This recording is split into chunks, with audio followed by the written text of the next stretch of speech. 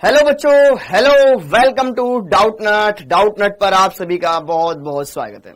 आ जाओ जी, आ जाओ। उम्मीद करता हूं आप सभी अपने घरों पर एकदम स्वस्थ हैं, मस्त हैं और बढ़िया से अच्छे से अपने एग्जाम की तैयारी कर रहे हैं। गुड इवनिंग बेटा, गुड इवनिंग। कैसे हो आप सब?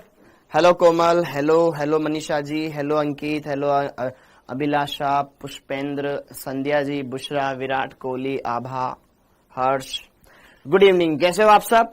उम्मीद है आप सभी अपने घरों पर एकदम स्वस्थ है, मस्त है। और बेटा एक बात मैं आपको बता दूं, कल आपका टेस्ट, मतलब इस संडे को आपका टेस्ट कैंसिल किया जाता है, ठीक है?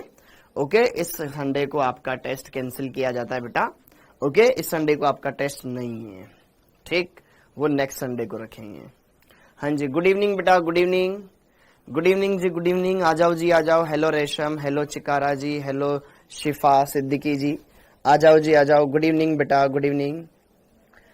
आ जाइए। हेलो रोहित जी, मैं एकदम बढ़िया हूँ, एकदम स्वस्थ हूँ, एकदम मस्त हूँ। ओके, हेलो चांद मोहम्मद, हेलो, गुड इवनिंग जी, good evening. Abhishek Kumar, Abhishek ji, hello जी, हेलो। फिजिक्स की क्लास नहीं है आज बेटा? फिजिक्स की क्लास मेरी क्लास के बाद है। फिजिक्स की क्लास आज है, केमिस्ट्री के बाद है फिजिक्स। टेस्ट सिलेबस बेटा इस संडे को टेस्ट नहीं है आपका, ठीक है? बड़े ही दुख के साथ सूचित करना पड़ रहा है कि आपको पढ़ना नहीं पड़ेगा, इस संडे को टेस्ट नहीं है, ठीक है? ओके, नेक्स्ट संडे को होएगा, क्योंकि हमने जो लास्ट टेस्ट दिया था और ये टेस्ट दिया था, इसमें कुछ गैप ही नहीं, मतलब कुछ नया पढ़ाई नहीं है हमने ज्यादा, ठीक है? तो इस वजह से उस टेस्ट को कैंसिल कर दिया गया है। हाँ जी, आ जाओ जी, आ जाओ।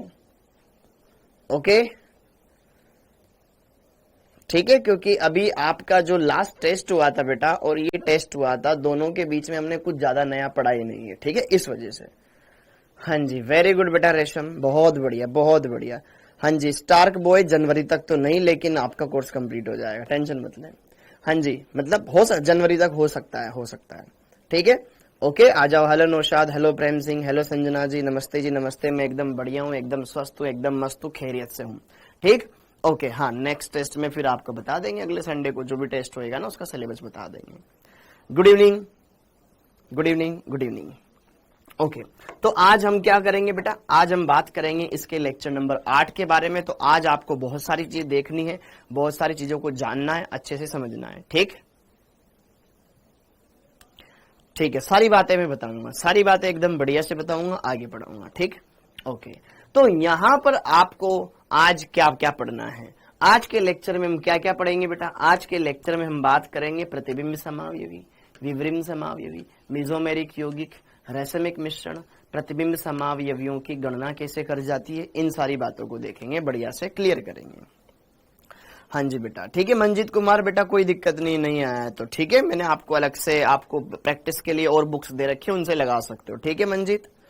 ठीक है अंकित, उनसे आपको टेंशन लेने की जरूरत नहीं है। हाँ जी, ये चैप्टर आज फिनिश हो जाएगा बेटा, आज फिनिश नहीं होएगा, ठीक है? अभी एक इसमें संरूपण पढ़ना भी बाकी है। हाँ, अब आ जाओ सब बढ़िया से। हाँ, ऑर्गेनिक है भाई, आज ऑर्गेनिक का टर्न है, तो ऑर्गेनिक ही पढ़ रहे हैं। ओके, तो बढ़िया से अच्छे से सारी बातें समझना, अच्छे सारी बातों को क्लियर करना, सारी बातें अच्छे से देखना। इसके बाद बेटा 12th इसके बाद स्टार्ट होएगी, ठीक है? ये खत्म होएगा फिर 12th का स्टार्ट हो जाएगा, टेंशन मत लो। ओके, तो एक बार मैं रिवीजन करवा देता हूं, पिछले लेक्चर में मैंने आपको क्या क्या पढ़ा दिया। हाँ जी, तो भाई पिछले लेक्चर के दौरान हमने बात करी थी आरएस विन्यास की, ठीक है? आरएस विन्यास की क्या बात करी थी? आरएस विन्यास की बात करी थी। हाँ जी, तो आरएस विन्यास मैंने आपको वेजडेश फॉर्मूले में पढ़ाया था और फिशर फॉर्मूले में भी पढ़ाया था। वेजडेश फॉर्मूले में भी पढ़ाया था और फिशर फॉर्मूले में भी मैंने आपको आरएस विन्यास पढ़ाया था। क्या था आरएस विन्यास? आपको अगर वेजडेश फॉर्मूला दे रखा है, जैसे कि कोई वेजडेश फॉर्मूला दे रखा है जस्ट लाइक दिस। ओके, तो यहां पर बेटा आपके इस कार्बन से 4 अलग अलग समूह जुड़े हुए हैं, तो हम क्या करते थे? उनकी वरीयता के आधार पर हम उनकी सीआईपी रूल के आधार पर अंकन किया करते थे। जैसे कि मैंने यहां पे लगा रखा है, यहां पे लगा रखा है मैंने फ्लोरीन, यहां लगा रखा है मैंने, यहां पे लगा रखा है क्लोरीन, यहां लगा रखा है आयोडीन, और यहां पे लगा रखा है सपोज करो मैंने CH3 समूह। तो सीआईपी रूल ये कहता है कि अगर आप किसी किरेल कार्बन का विन्यास बताना चाहते हो कि इसका विन्यास R होगा या S होगा, ठीक है? ओके लास्ट टेस्ट ओपन नहीं हो रहा बेटा, हो जाएगा, ठीक है, हो जाएगा, उसको करवा देंगे हम, ओपन करवा देंगे नेहा जी, ठीक है। जब टेस्ट था जब देना चाहिए था, ठीक है। एसपी सर आ जाएंगे बेटा, आज आ जाएंगे एसपी सर क्लास लेने, ठीक है, ओके। तो यहां पे ये जो किरेल कार्बन है, इस किरेल कार्बन का विन्यास हमें बताना है। तो ये है वेज-डैश फॉर्मूला। वेज-डैश फॉर्मूले में, वेज-डैश फॉर्मूले के अंदर आपको आरएस विन्यास बताना हो तो मैंने आपको क्या बताया था कि यार देखो, पहले तो नंबर अंकन कर लो उनका सीआईपी रूल के आधार पर। सबसे पहले क्या करेंगे हम, सीआईपी रूल के आधार पर अंकन करेंगे। सीआईपी रूल में आपको पढ़ा चुका हूं, सीआईपी रूल में आपको पढ़ा चुका हूं। तो देखो, इस किरेल कार्बन से जुड़े हुए समूहों का परमाणु क्रमांक देखो, क्या देखना है, परमाणु क्रमांक। पहला परमाणु किसका सबसे बड़े परमाणु क्रमांक वाला है, आयोडीन 53 नंबर पर आता है, फ्लोरीन 9 नंबर पर आता है, क्लोरीन 17 नंबर पर आता है, और कार्बन 6 नंबर पर आता है। सबसे ज्यादा इसका होगा, तो इसका यहां पर 1 नंबर की वरीयता, फिर यहां पर 2 नंबर, फिर यहां पर 3 नंबर, फिर यहां पर 4 नंबर। आपको पहला परमाणु देखना है, आपको पहला परमाणु देखना है, उसके आधार पर वरीयता देनी है, ठीक है, ओके। तो अब जरा देखो ध्यान से यहां पर, ठीक, ओके। अब जरा देखो ध्यान से, आपने वरीयता दे दी, चौथा वाला डैश लाइन पर आ गया, डैश लाइन पर आ गया तो अब देखो घड़ी की दिशा में जाते हैं तो आर, विपरीत दिशा में जाते हैं तो एस। तो 1 2 3, 1 2 3, हम आ गए एंटी क्लॉकवाइज, एंटी क्लॉकवाइज, तो इसका हो गया बेटा एस। सीआईपी का फुल फॉर्म क्या होता है बेटा, पूरा पिछला वाला लेक्चर देख के ज्यामितीय समायुक्ता में पढ़ाया हुआ है। तो आरएस विन्यास इसमें ऐसे देखते हैं। लेकिन अगर बाई चांस मान लो आपका चौथा वरीय समूह डैश लाइन पर नहीं है, जैसे कि मान लो यहां पर ही ये चौथा वरीय समूह, यहां पे क्लोरीन है, यहां पर CH3 है, यहां पे फ्लोरीन है, यहां पर आपका आयोडीन है। तो अब जरा देखो ध्यान से, 1 नंबर, 2 नंबर, 3 नंबर और 4 नंबर। तो फोर्थ वरीय समूह डैश लाइन पर नहीं है। जो मैं बोल रहा हूं उतना कर लो, काम बन जाएगा। इधर उधर के सवाल दिमाग में लाओगे, कुछ नहीं बन पाएगा। फिर दे रखा होगा, हाँ दे रखा होगा, ठीक है। अब जरा देखो ध्यान से, इसमें चौथा समूह डैश लाइन पर नहीं है, इसमें चौथा समूह डैश लाइन पर नहीं है। अगर मैं इसका विन्यास देखूंगा डायरेक्ट जो इसका रूल बना रखा है उसके विपरीत जाऊं, तो अगर मैं इसका विन्यास देखूं तो भैया 1 2 3, 1 2 3, 1 2 3, एंटी क्लॉकवाइज। तो एंटी क्लॉकवाइज जा रहा हूं तो मैं एस बोलूंगा, लेकिन मैंने ये रूल भूल गया कि यार चौथा वाला डैश लाइन पर होना चाहिए। तो कहीं ना कहीं ये गलत है, डायरेक्ट हम नहीं बता सकते। तो इसको हम क्या करेंगे, 2 बार इंटरचेंज इसमें मारेंगे। इसमें हम क्या करेंगे, कोई भी 2 समूहों में 2 बार इंटरचेंज मार दो और इस तरीके से मारो कि चौथा वाला डैश लाइन पर आ जाए। तो मेरा मकसद क्या है यहां पर, मेरा मकसद ये है कि यार ये CH3, ये Cl, ठीक, यहां पे फ्लोरीन है, यहां पर आयोडीन है। डबल इंटरचेंज मार दो, एक बार इन दोनों में आपस में इंटरचेंज मार दो, एक सिंगल इंटरचेंज, ठीक है, ये आगे से पीछे चला जाएगा, पीछे वाला आगे आ जाएगा, और एक बार इन दोनों में इंटरचेंज मार दो, ठीक है। तो आप आराम से इसको क्लियर कर सकते हो। हाँ जी, तो यहां पर अगर मैं इंटरचेंज मार दिया तो यहां पे क्लोरीन हो जाएगा, यहां पे CH3 हो जाएगा, यहां पर आयोडीन हो जाएगा, यहां पे आयोडीन हो जाएगा, और यहां पर फ्लोरीन हो जाएगा। तो 1 2 3 और 4, अब सही आएगा। तो 1 2 3 4, घड़ी की दिशा में आर। तो इस तरीके से हम इसको देखते हैं। तो RS विन्यास आपको देखना आना चाहिए, बहुत ही सिंपल है, बहुत ही आराम से आप इसको देख पाओगे, ठीक है बच्चों, क्लियर है, ओके। तो RS विन्यास आपको इस फॉर्मूले में देखना आ गया। अब अगला है फिशर फॉर्मूला। फिशर फॉर्मूले में भी RS विन्यास देखना बहुत ही आसान होता है। जैसे कि देखो ध्यान से, 2 किरेल कार्बन वाला कंपाउंड में लेता हूं। यहां पर दिया मैंने COOH, यहां पर दिया OH, यहां दिया H, यहां पर सेम उस तरीके से COOH लगा दिया, यहां पे लगा दिया मैंने SH और यहां पे लगा दिया H, यहां सल्फर है। आपको क्या करना है, इस कार्बन से जुड़े हुए समूहों की इस कार्बन से कौन सा बंध पहले वरीयता हम देंगे वो देखना है। तो जरा देखो ध्यान से आप, इस कार्बन से इधर जुड़ा हुआ है ऑक्सीजन, ऑक्सीजन का परमाणु पहले कार्बन का पहले परमाणु का देखना है। ऑक्सीजन आता है 8 नंबर पे, कार्बन आता है 6 नंबर पे, कार्बन आता है 6 नंबर पे। बाकियों को अब देखो, पहला ही परमाणु ऐसा है जिसका परमाणु क्रमांक ज्यादा है, ठीक है, ओके। तो यहां पर ऑक्सीजन वाला जो समूह है, ऑक्सीजन वाला जो समूह है वो नंबर 1 पर आ जाएगा, इसकी वरीयता नंबर 1। फिर अब 2 नंबर इसको दे या 2 नंबर इसको दे, 2 नंबर इसको दे या इसको दे। अब जरा देखो ध्यान से, यहां ये कार्बन है, इधर भी कार्बन है, इस कार्बन से ऑक्सीजन जुड़ा हुआ है आगे, और इस कार्बन से इधर सल्फर जुड़ा हुआ है। सल्फर ज्यादा परमाणु वाले आ गए, ज्यादा, कोई भी एक परमाणु आपको ज्यादा परमाणु क्रमांक वाला मिल जाए उधर भाग जाओ, ठीक है। इस कार्बन से ऑक्सीजन जुड़ा हुआ है, जबकि इस वाले कार्बन से सल्फर जुड़ा हुआ है। बाकी देखने की जरूरत नहीं, कोई भी एक ज्यादा वाला मिल जाए तो 2 इस वाले बंद को देंगे, फिर 3 इस वाले बंद को देंगे, चौथा वाला यहां आ गया। तो 1 2 3 घड़ी की दिशा में क्लॉकवाइज डायरेक्शन, लेकिन चौथा वाला क्षैतिज पर है, और क्षैतिज पर होता है तो इसका विन्यास हो जाएगा ऐसा। क्या मेरी बात समझ में आ गई? क्या मेरी बात समझ में आ गई? ऐसा, ओके। अब यहां पर जरा देखो ध्यान से, इस कार्बन से मैं वरीयता देता हूं। पहला इधर सल्फर, इधर कार्बन, इधर कार्बन, इधर हाइड्रोजन, पहली वरीयता इस वाले को मिल जाएगी। दूसरी वरीयता, अब यहां पे देखो, इस कार्बन से COOH जुड़ा हुआ है, और इस कार्बन से एक ऑक्सीजन जुड़ा हुआ है और COOH जुड़ा हुआ है। ध्यान से देखना रसगुल्लो, ये कार्बन इस कार्बन से डबल बॉन्ड OH जुड़ा हुआ है डायरेक्ट।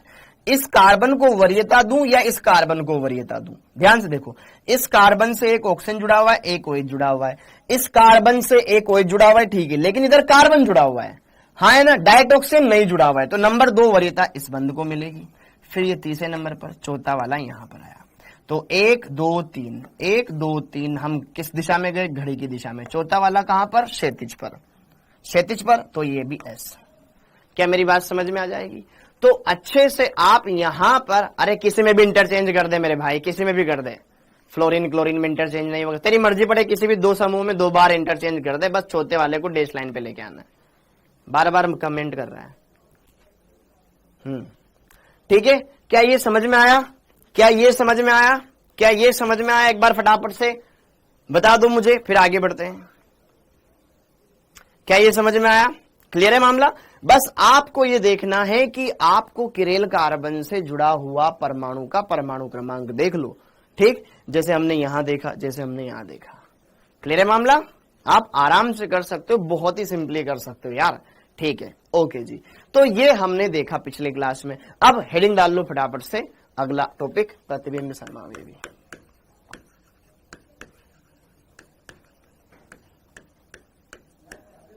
प्रतिबिंब समावेवी, प्रतिबिंब समावेवी टेस्ट का सिलेबस बेटा फिर अगली बार अगला बता देंगे, ठीक है निकिता जी, चेंज होएगा इसे, क्योंकि 7 दिन में हम कुछ और भी तो पढ़ेंगे। हाँ जी, ठीक है। अब हेडिंग डाल लो प्रतिबिंब समावेवी। अब थोड़ा सा पढ़ाई करेंगे, अब इधर उधर की कोई बातें नहीं करेगा बेटा, पढ़ना है, ठीक है। प्रतिबिंब समावेवी, इंग्लिश में इसको बोला जाता है एनेंशियोमर, एनेंशियोमर, एनेंशियोमर। सर आपने कहा था कि फिशर में एक R है तो दूसरा S होगा, बेटा तब होगा ना जब दोनों एक दूसरे के प्रतिबिंब हो। मेरा बच्चा यहाँ पे देख सल्फर है, यहाँ OH है, ये एक दूसरे के प्रतिबिंब थोड़ी ना है। ऊपर COOH, नीचे COOH, इधर H इधर H, यहाँ OH यहाँ SH, ये दर्पण प्रतिबिंब थोड़ी ना एक दूसरे के, तो कैसे होगा? ठीक है, ओके। हाँ जी, प्रतिबिंब समावेवी।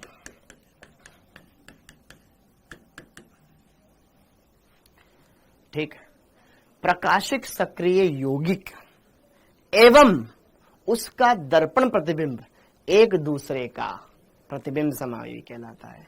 प्रकाशिक सक्रिय यौगिक एवं उसका दर्पण प्रतिबिंब एक दूसरे के प्रतिबिंब समावेवी कहलाते हैं।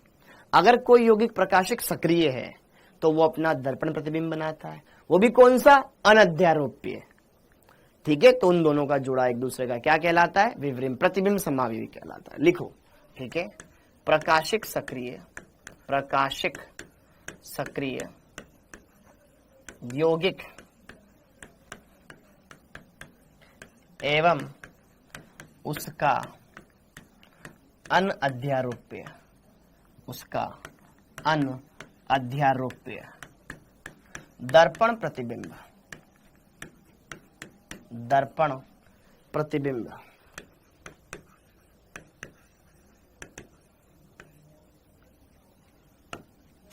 परस्पर प्रतिबिंब समावयवी कहलाते हैं, प्रतिबिंब समावयवी कहलाते हैं, समावयवी कहलाते हैं।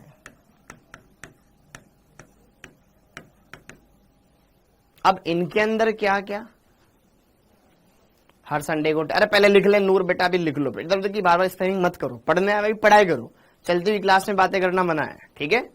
ओके हाँ जी, अगला जो प्रतिबिंब समावयवी होते हैं, जैसे कि ये यौगिक है और ये इसका दर्पण प्रतिबिंब है। प्रतिबिंब समावयवियों के भौतिक गुण समान होते हैं, इन दोनों के भौतिक गुणधर्म भी सेम रहेंगे, विलेयता, घनत्व, गलनांक, क्वथनांक सब सेम रहेगा, अपवर्तनांक सब सेम रहेगा, ठीक है। हाँ जी, प्रतिबिंब समावयवियों के, प्रतिबिंब समावयवियों के भौतिक गुण समान होते हैं, ठीक है, जबकि रासायनिक गुण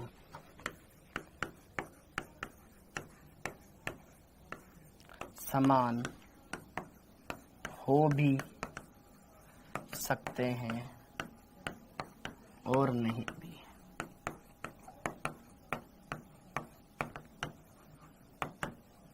ठीक है, डिपेंड करता है आप उसकी अभिक्रिया किसके साथ करवा रहे हो, ठीक। ओके, ये पॉइंट ध्यान रखिएगा। भौतिक गुण समान होते हैं, भौतिक गुण समान होते हैं।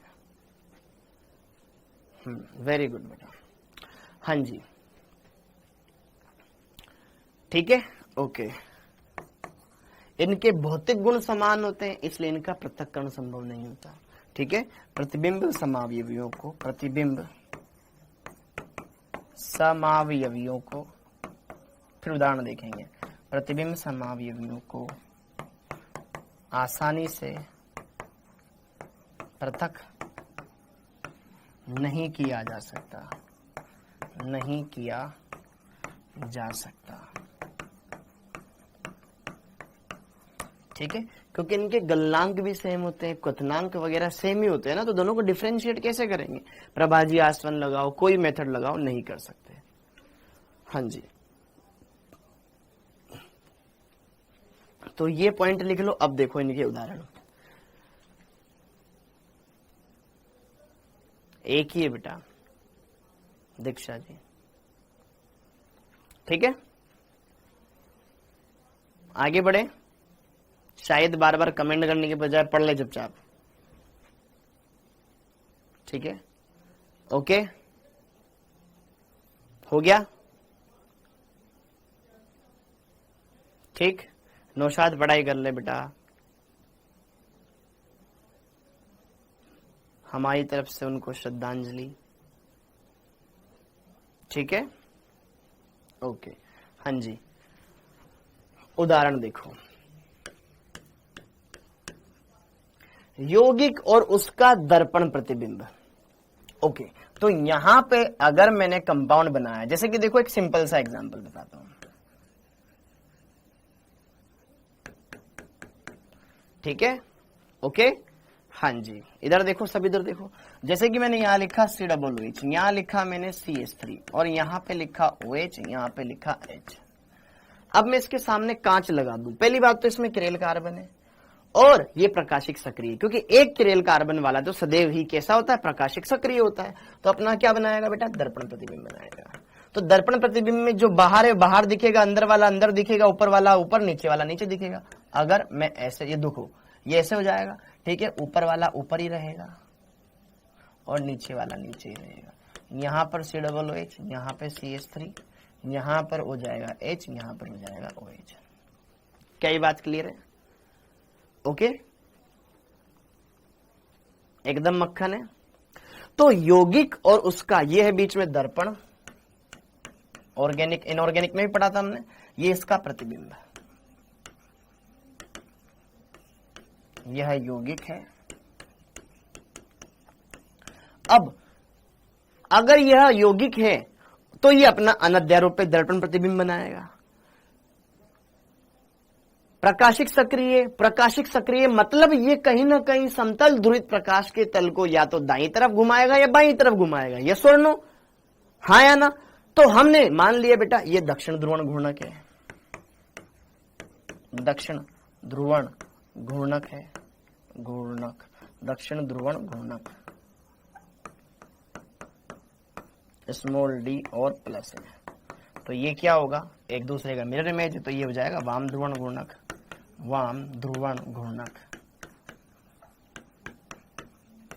एल और माइनस, हाँ है ना? एक दूसरे के मिरर इमेज है, तो अगर एक डी है तो डेफिनेटली दूसरा एल होगा। अगर इसको एल मानता तो ये डेफिनेटली डी होता, स्मॉल डी स्मॉल एल, हाँ या ना?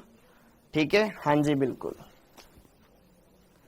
हाँ क्लियर हो गया मामला, समझ में आया? तो ये यौगिक है, ये उसका दर्पण प्रतिबिंब है। अगर आप इसको इसके ऊपर अध्यारोपित करोगे, अध्यारोपित नहीं हो पाएगा। अध्यारोपित नहीं हो पा रहा है, इसका मतलब ये ऑप्टिकली एक्टिव है, प्रकाशिक सक्रिय है। तो इन दोनों का यह जोड़ा, ये रिश्ता क्या कहलाता है? ये रिश्ता कहलाता है प्रतिबिंब समावयवी।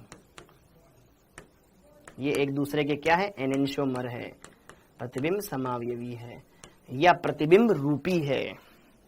ठीक है, या क्या है? ये प्रतिबिंब रूपी है।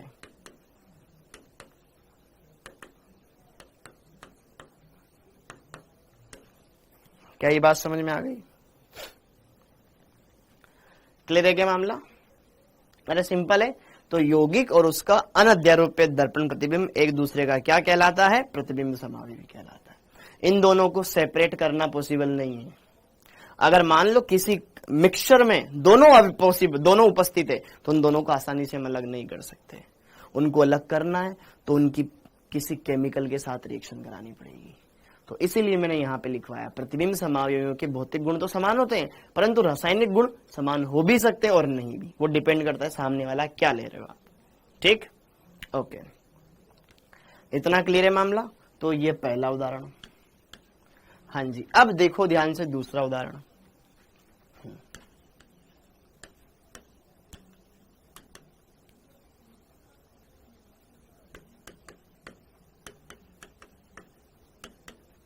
देखो इसमें भी किरेल कार्बन है। किरेल कार्बन है तो अपना क्या बनाएगा? मिरर इमेज बनाएगा। मिरर इमेज बनाएगा तो ऊपर वाला ऊपर ही रहेगा, क्योंकि कांच मैंने ऐसे लगाया है।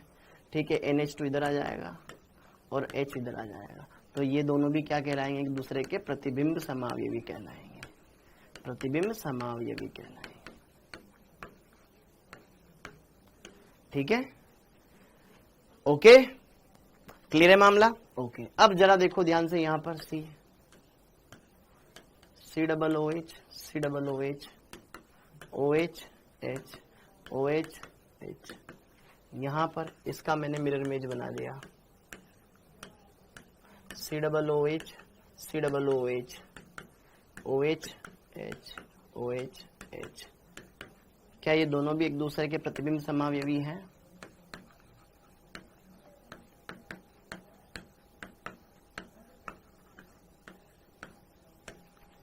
देखो, यस और नो, एकदम सिंपल है। आपको पूछा जाएगा बताओ इन दोनों में क्या रिश्ता है, बताओ इन दोनों में क्या रिश्ता है। क्या ये एक दूसरे के प्रतिबिंब समावयवी है जैसे ये है? नहीं है। क्यों नहीं है? कोई बच्चे मना कर रहे हैं, वाओ, क्यों नहीं है? ये एक दूसरे के प्रतिबिंब समावयवी क्यों नहीं है? पहली बात तो ये क्यों नहीं है? हैं पवन जी, वेरी गुड बेटा, बहुत बढ़िया। ये एक दूसरे के प्रतिबिंब समावयवी नहीं है। वाई? इनके अंदर सम्मितता है, और सम्मित वाले यौगिक प्रकाशिक सक्रिय नहीं होते हैं। परिभाषा में लिखवाया है प्रकाशिक सक्रिय यौगिक, इसमें सिमेट्री है। अरे देखो, इसमें किरेल कार्बन है, इसमें भी है वो तो, लेकिन इनमें क्या है? सम्मितता है।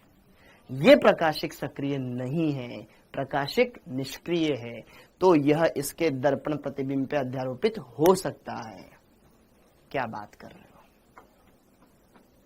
इसमें सममितता है ना बेटा, तो इसका मिरर इमेज जो बनेगा वो एक दूसरे के ऊपर अध्यारोपित हो सकता है। ये कैसा है? प्रकाशिक सक्रिय है, प्रकाशिक निष्क्रिय है।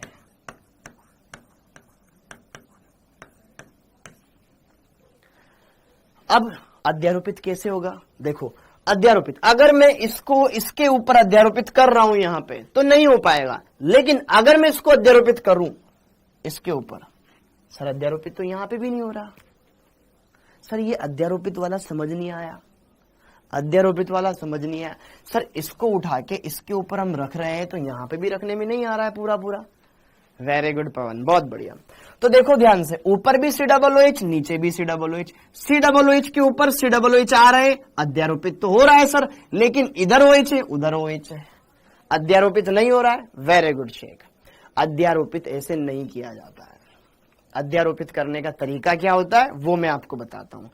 फिशर सूत्र में जब आप एक अणु को दूसरे अणु के ऊपर अध्यारोपित करते हो बेटा, मान लो ये यौगिक है और ये इसका दर्पण प्रतिबिंब है, तो इसको ऐसे कैसे इसके ऊपर अध्यारोपित नहीं करते। अध्यारोपित करने के लिए फिशर सूत्र को 180 डिग्री घुमा देते हैं, फिर अध्यारोपित करते हैं। ये इसका नियम है। क्या बोलता हूं कि अगर ये यौगिक है, ये इसका दर्पण प्रतिबिंब है, तो इसको ऐसे कैसे नहीं करते। ठीक है, अभी तक तो हमारे सिंपल कंपाउंड आ रहे थे तो मेरे को कोई दिक्कत नहीं आ रही थी बताने में, लेकिन अगर कंपाउंड ऐसा हो तो उसको 180 डिग्री रोटेट करते हैं, फिर अध्यारोपित करके देखते हैं। तो आप यहां पे जरा देखो ध्यान से, अगर मैं इसके दोनों सिरों को पकड़ लूं, ऐसे उल्टा घुमा दूं, फिर इसके ऊपर अध्यारोपित करो, जैसे ही घुमाऊंगा तो दोनों OH इस तरफ आ जाएंगे, दोनों H इस तरफ आ जाएंगे, ऊपर COOH नीचे COOH आ जाएगा, फिर रखो एकदम कंप्लीटली ये क्या हो जाएगा, एक दूसरे के ऊपर सुपर इंपोज हो जाएगा। लेकिन अगर मैं इसको घुमा के रखूंगा ऊपर, तो ऊपर CH3 आ जाएगा, नीचे COOH आ जाएगा। ठीक है, हाँ जी। अध्यारोपित करने के लिए, ठीक है, प्रतिबिंब को बस ये समझने के लिए को 180 डिग्री घुमा दे, घुमाए, फिर अध्यारोपित करके रोपित करें।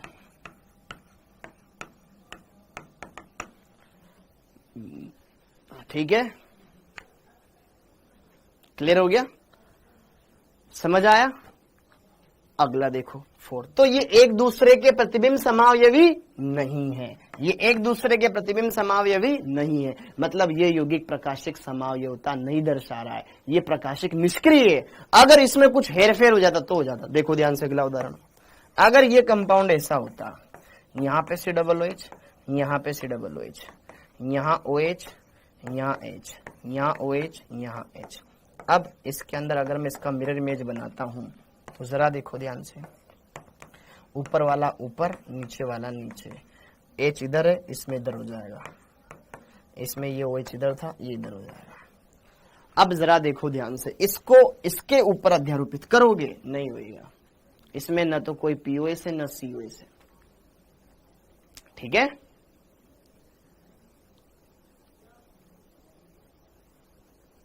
देखो ध्यान से, इस कंपाउंड और इस कंपाउंड के अंदर अगर आप देखोगे बेटा, तो इसमें आपको POS COS नहीं दिखाई देगा। ठीक है, यहां पे जरा देखो ध्यान से, इस कंपाउंड को घुमाओ और इसके ऊपर रखो, ऊपर COOH नीचे, लेकिन ये इधर OH आ जाएगा, नीचे H आ जाएगा। अब इसके ऊपर रखोगे, यहां OH और यहां H आता, तो सुपर इंपोज नहीं हो पाएगा। इसको घुमा करके इसके ऊपर रखोगे, पहले ऐसे कैसा, इसको घुमाओगे, ऐसे घुमाओगे, फिर इसके ऊपर रखो, तो सुपर इंपोज नहीं होगा, सुपर इंपोज नहीं होगा, सुपर इंपोज नहीं होगा, अध्यारोपित नहीं होगा। मतलब ये जोड़ा प्रतिबिंब समावयवी है।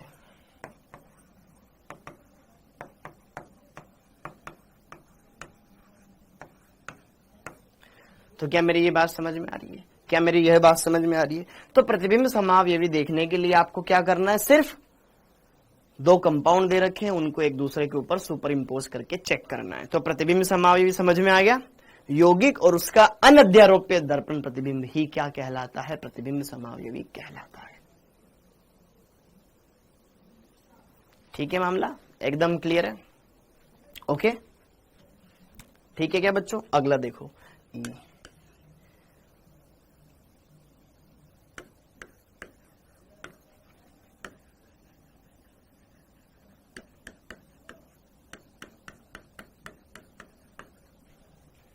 एक का CH3 आगे, एक का पीछे है, तो आई होप अगर यहां पे CH3 है तो H पीछे हो जाएगा, यहां पे CH3 आगे पीछे है तो H आगे हो जाएगा।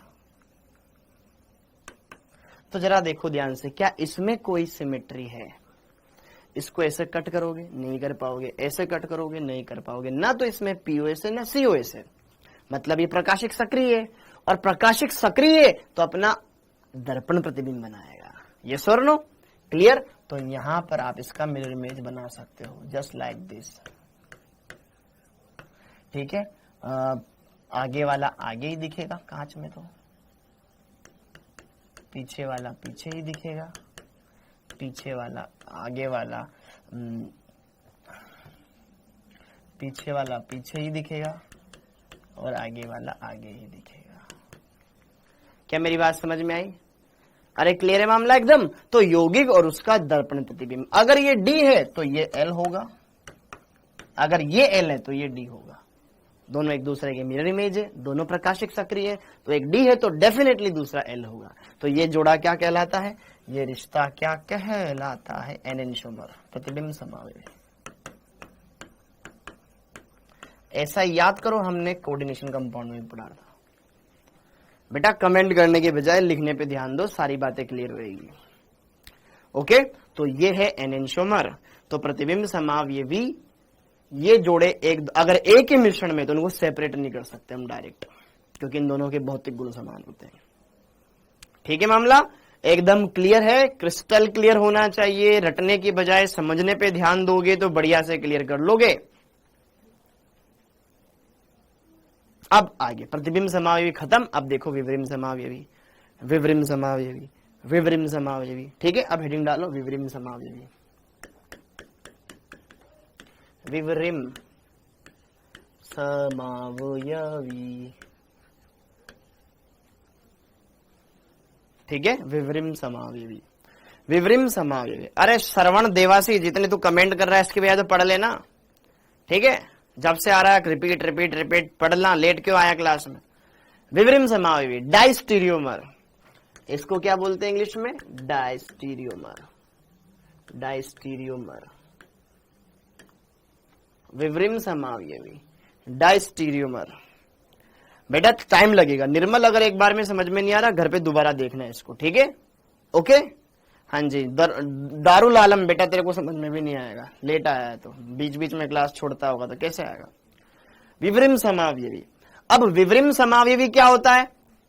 वे प्रकाशिक समावयवी जो एक दूसरे के कुछ नहीं लगते हो, बस। वे त्रिविम समावयवी जो एक दूसरे के कुछ नहीं लगते। दो समावयवी है जिनकी अणुसूत्र सेम है, लेकिन वो एक दूसरे के मिरर इमेज नहीं है। ठीक है, त्रिविम समावयवी जो एक दूसरे के दर्पण प्रतिबिंब ना हो उनको क्या बोलेंगे? विवरिम समावयवी। वे त्रिविम समावयवी जो एक दूसरे के दर्पण प्रतिबिंब ना हो विवरिम समावयवी कहलाते हैं, विवरिम समावयवी कहलाते हैं।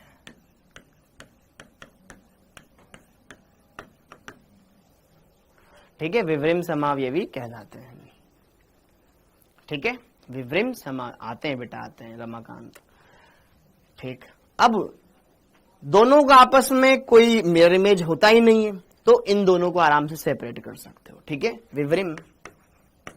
विवरिम समावयवियों के भौतिक एवं रासायनिक गुणधर्म दोनों अलग अलग होते हैं, इसलिए इन्हें आसानी से पृथक किया जा सकता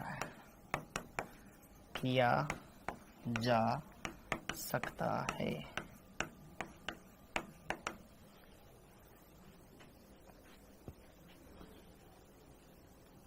अरे ये लिखना बेटा दिव्या, ये लिखो, मैं जो पढ़ा रहा हूं ना इन्हीं से होगा सिलेक्शन, ठीक है? लिखो इसको, क्वेश्चन आते हैं भाई, आते हैं, ठीक है? आपको इन टॉपिक्स को जानना जरूरी है, ठीक है? डायरेक्ट इससे कोई क्वेश्चन नहीं आया है बहुत कम टाइम, ठीक है? बहुत कम बार आया है, लेकिन अगर नहीं पढ़ोगे तो फिर दिक्कत आएगी, तुम्हारे हेलो एल्केन में काम आएगा, ठीक है? तो फिर वहां दिक्कत आएगी, इसलिए समझो, परिभाषाएं पता होनी चाहिए, किसको क्या बोलते हैं ये पता होना चाहिए, काम आसान हो जाएगा। ई वाले में क्या दिक्कत है भैया? इसमें भी कोई बेटा COS नहीं है, POS नहीं है, इसमें भी कोई COS POS नहीं है, प्रकाशिक सक्रिय, प्रकाशिक सक्रिय, इसका दर्पण प्रतिबिंब बना दे, बस क्या करना है, बीच में लाइन खींच दे तो यौगिक और उसका दर्पण प्रतिबिंब, ठीक? ओके, तो विवरिम समावयवी, अरे प्रियांगी बेटा जो मैं पढ़ा रहा हूँ ये पढ़ ले, मोर देन सफिशिएंट है, ठीक है? क्वेश्चंस आपको मिल जाएंगे, बुकलेट्स में मिल जाएंगे, इधर उधर जो मैंने आपको पहले दी थी उसमें मिल जाएंगे, और अभी जो दी हुई है दिवाली वाली उसमें मिल जाएंगे, ठीक है? क्लास में आपको होमवर्क देते हैं उसमें मिल जाएंगे, किसी को नहीं जानता हूं मैं, ठीक है? ये हो गया। आगे देखो उदाहरण, यौगिक मतलब जिनका आपस में कोई लेना देना ही नहीं, लेकिन अणुसूत्र सेम होना चाहिए दोनों का, ठीक? जैसे कि देखो ध्यान से, यहाँ पर COOH, यहाँ पर COOH, यहाँ लिखा मैंने OH, यहाँ लिखा H, यहाँ लिखा OH, यहाँ लिखा H, और एक कंपाउंड मैंने ऐसा ले दिया COOH, यहाँ ले दिया OH, यहाँ ले दिया H, यहाँ ले दिया OH, यहाँ ले दिया H। क्या ये एक दूसरे के मिरर इमेज है? क्या ये एक दूसरे के फोटो हैं? क्या ये एक दूसरे के फोटो हैं? अगर यहाँ पे दर्पण लगा, इसमें दोनों OH इस साइड, दोनों H इस साइड, इसमें एक इधर एक इधर, क्या एक दूसरे के प्रतिबिंब हैं? नहीं है। तो ये जो त्रिम समावयवियों का जोड़ा है क्या कहलाएगा? विवरिम समावयवी। ये रिश्ता क्या कहलाता है? विवरिम समावयवी। विवरिम समावयवी, ये एक दूसरे के डाइस्टेरियोमर है,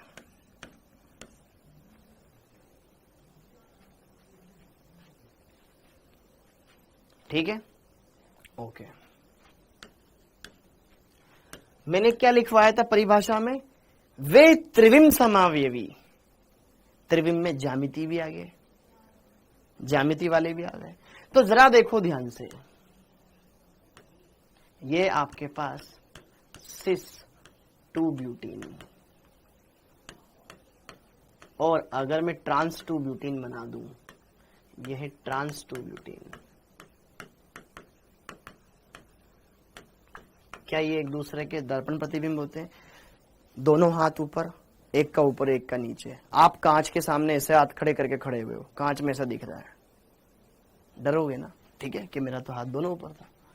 तो यहां पर एक्सिस है, दोनों ऊपर है, एक ऊपर एक नीचे, क्या एक दूसरे के मिरर इमेज नहीं है? तो इनको, ये ज्यामिति समावयवी तो है ही सही एक दूसरे के, लेकिन साथ के साथ इनको हम विवरिम समावयवी बोल सकते हैं।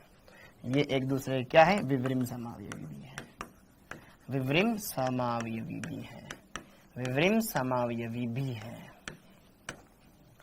क्लियर है क्या मामला? एकदम मक्खन मक्खन, एकदम क्लियर है मामला?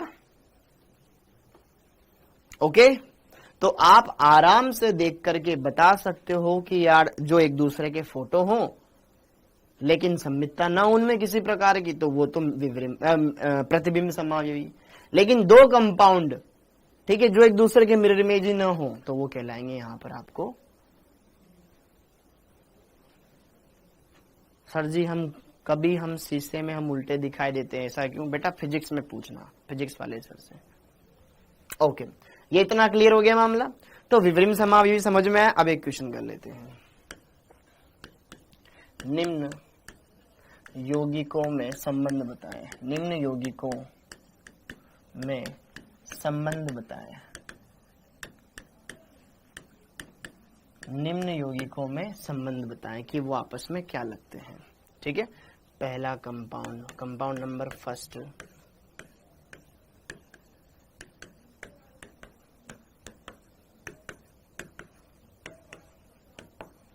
Compound number second,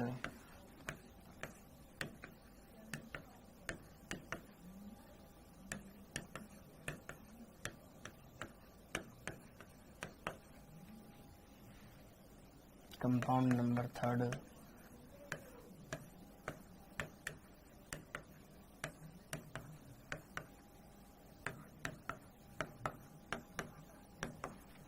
compound number four,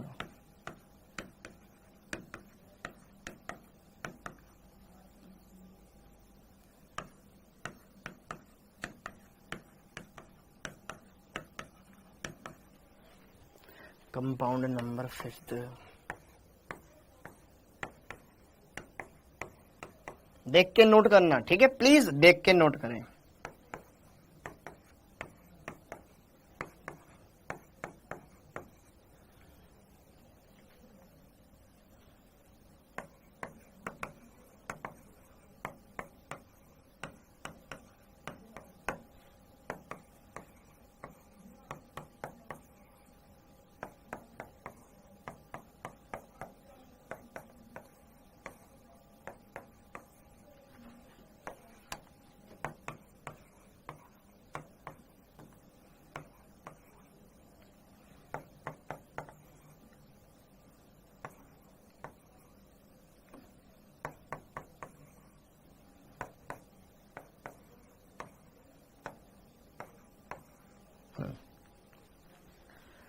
अब पहला दूसरा, पहला तीसरा, पहला चौथा, पहला पांचवा, दूसरा तीसरा, दूसरा पांचवा, इसमें संबंध बताना है। ऐसा कैसे छापना है जैसे मैंने पढ़ाया।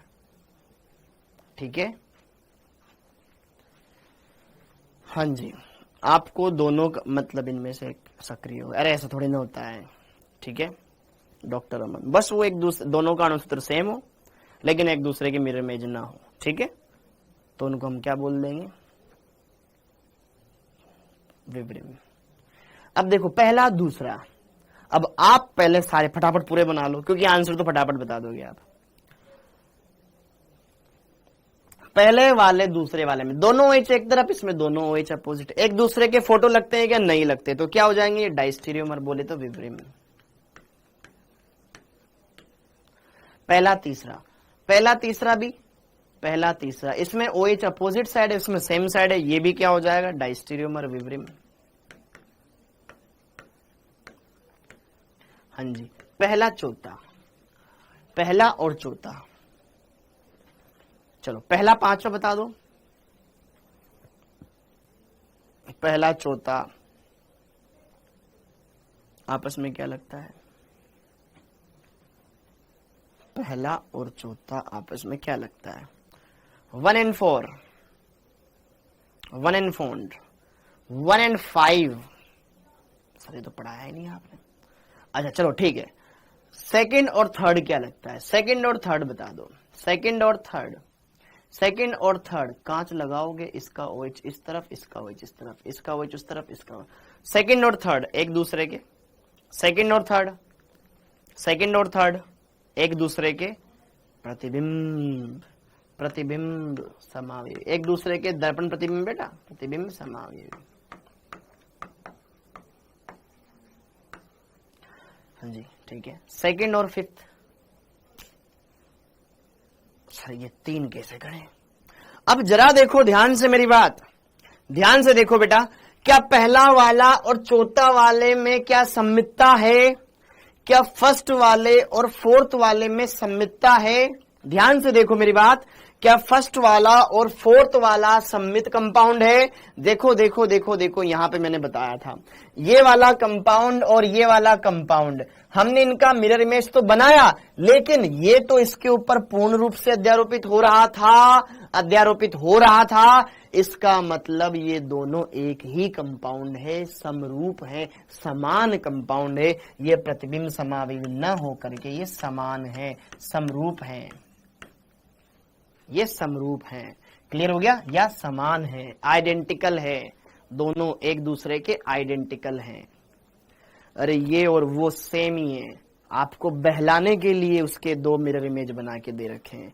तो यहां पे जरा देखो ध्यान से, यह और वह, पहला और चौथा, दिमाग लगाना, इसमें पीओएस है, इसमें भी पीओएस है, तो ये एक दूसरे के मिरर इमेज दिख तो रहे, लेकिन आपको पागल बनाया गया है, नहीं है वो, उनमें तो सममितता है। इस वाले को घुमा करके जब आप इसके ऊपर रखोगे वो एक दूसरे के ऊपर अध्यारोपित हो जाएगा, तो मतलब दोनों एक ही कंपाउंड है, तो ये एक दूसरे के समरूप है या समान है। समझ में आया मेरी बात? समझ में आया? अब ये दो दिमाग लगाए खुद बताओ, पहला और पांचवा। पहला यहां पे COOH COOH OH H OH H, यहां पे AOH, यहां पे OH, यहां पे COOH COOH, यहां पे कार्बन कार्बन, यहां H है, यहां CH3 है। ये दोनों एक दूसरे के क्या है? सर दोनों के अणुसूत्री सेम नहीं है, तो समावयवी तो हुए ही नहीं। पहली बात तो ये समझो, क्या पहला और पांचवे का अणुसूत्र सेम है क्या? नहीं है। पहले और पांचवे के, पहले और चौथे, 1 2 3 4, हाँ, पहला और पांचवा, पहला और पांचवा का क्या क्या फॉर्मूला सेम है? नहीं है। सर यहां CH3 वहां पे H है, किसका डिफरेंस है? इस वाले और इस वाले में अंतर किसका है? CH2 का। इसमें और इसमें अंतर किसका है? CH2 का। बाकी क्रियात्मक समूह भी सेम है। तो अब बताओ क्या लगते हैं? इन दोनों में सिर्फ CH2 का अंतर है। क्या लगते हैं एक दूसरे के? बोल शिकारा। वेरी गुड श्रेक, ये एक दूसरे के होमोलोगस है।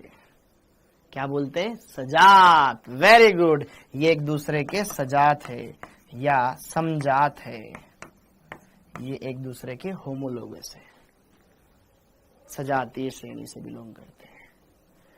और दूसरा और पांचवा भी, इसमें और इसमें CH2 का अंतर है, तो ये एक दूसरे के होमोलोगस है, बोले तो समजात है या सजात है। समझ में आया क्वेश्चन? ओके, वेरी गुड, ये एक दूसरे के सजात है। दंडना दंडन, क्लियर है मामला? वेरी, विवरिम नहीं होगा। अबे फॉर्मूला तो समावयवियों के क्या होते हैं? अणुसूत्र समान होते हैं, उनके अणुसूत्र समान नहीं है तो समावयवी किस बात के?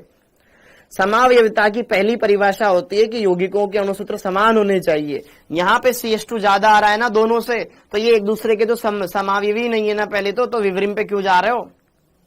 समझ में आया? Okay, clear. ये वाला क्वेश्चन हो गया क्लियर? ये वाला क्वेश्चन क्लियर हो गया? Homologous, both are homologous of each other. Okay, अब देखो ध्यान से, एक क्वेश्चन और करते हैं। निम्न में संबंध होगा, दो कंपाउंड दे रखे हैं,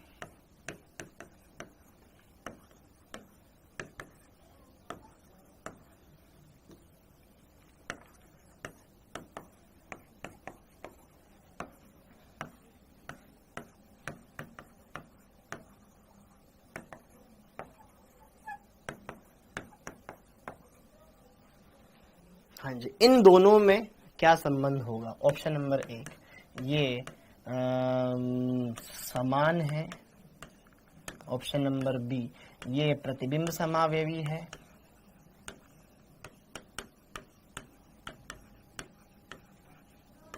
यह विवरिम समावयवी है।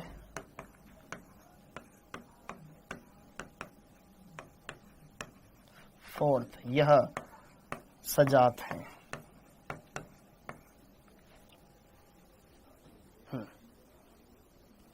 दूसरे और तीसरे को नहीं होंगे सूरज बाबू, वो एक दूसरे पे अध्यारोपित नहीं होंगे पगले। क्या होगा?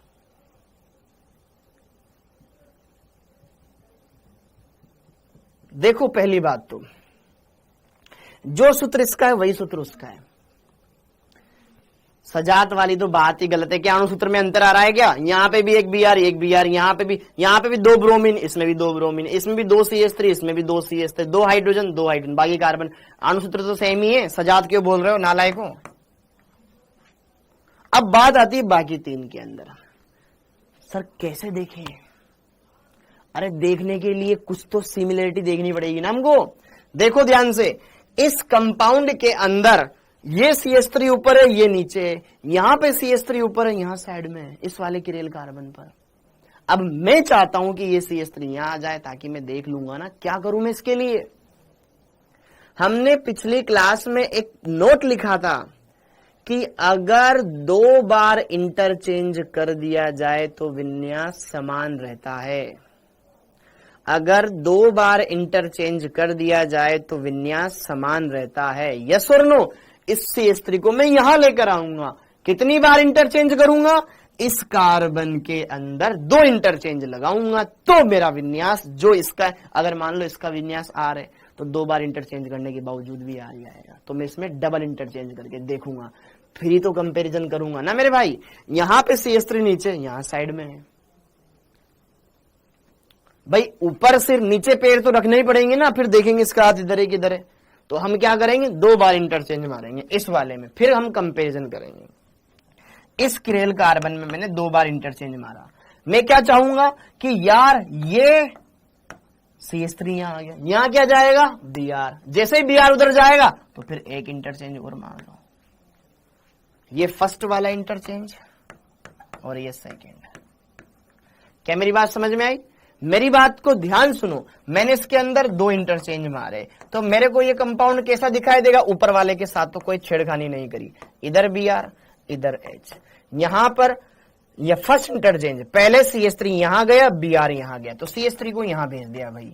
अब यहां पे क्या गया? Br गया, Br को H के साथ रिप्लेस कर दिया। इधर Br आ गया, इधर आ गया H। तो अब जरा देखो ध्यान से दोनों क्या लग रहे हैं, दोनों क्या है। अब देखो ध्यान से दोनों को, अरे ये तो दोनों सेम ही बन गए। इसका Br इधर, इसका H इधर, इसका H इधर, इसका Br इधर, सेम है। तो ये तो एक दूसरे के समान है, आइडेंटिकल है, समान हो गए। क्या ये बात समझ में आई? तो अगर आपको ऐसे भटकाने के लिए अलग अलग जगह पर लगा दे तो आपको क्या करना है? बस 2 बार इंटरचेंज करवा दो, आपका काम बन जाएगा। ठीक है क्या? ये एक दूसरे के मिरर में थोड़ी ना, इसका Br भी इधर, उसका भी इधर, इसका भी H इधर, उसका भी H इधर, HBr बोथ आर आइडेंटिकल। ये एक दूसरे के आइडेंटिकल हैं। ठीक है, तो ये हो गया विवरिम समावयवता, विवरिम समावयवी भी, और कौन सा? प्रतिबिंब समावयवी। अब अगला हम पढ़ेंगे मिजो यौगिक, सिर्फ पर्टिकुलर एक यौगिक को देखेंगे। ठीक है, अब हेडिंग डालो मिजो यौगिक। ये समावयवी नहीं है, मिजो यौगिक, सिर्फ एक यौगिक के बारे में। मिजो यौगिक, meso compound, meso compound, meso compound, meso compound. B क्यों नहीं? क्यों आएगा प्रतिबिंब समावयवी? एक दूसरे के दर्पण प्रतिबिंब है क्या? इसका फोटो बनाना कैसा आएगा? कांच में आप ऐसे देख रहे हो तो उसमें भी वो कांच वैसे दिखाएगा क्या? वो तो उल्टा दिखाएगा ना आपका, नहीं होगा। सी क्यों होगा? अब Mizo compound, meso compound, meso compound, हम एक कंपाउंड के बारे में बात कर रहे हैं। अब 2 कंपाउंड है, किसको मिजो बोलूंगा ये बात कर रहे हैं। तो मिजो कंपाउंड क्या होता है? वह कंपाउंड जिसमें सम्मिति हो, वह कंपाउंड जिसमें सम्मिति हो, परंतु उसका दूसरा रूप प्रतिबिंब समावयवता दर्शाता हो। वह यौगिक जिसमें सम्मिति हो, बस इतना ही काफी नहीं है, उसका एक ऐसा रूप भी एग्जिस्ट करता हो जो प्रकाशिक समावयवता दर्शाता हो। तो इस वाले कंपाउंड को मैं मिजो कहूंगा।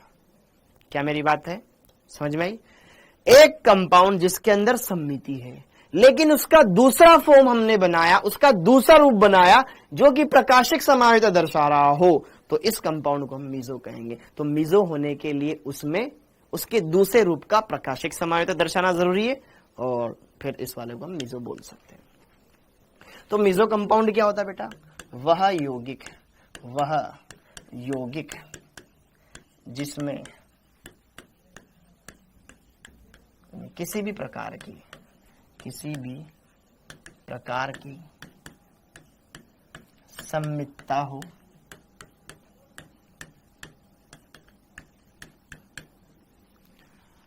एवं उसका अन्य समावयवी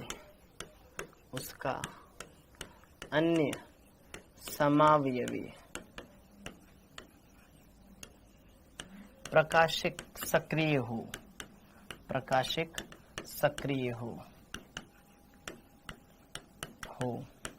तो ठीक है, वह यौगिक जिसकी हम बात कर रहे हैं, वह यौगिक मीजो यौगिक कहलाता है। मीजो यौगिक कहलाता है।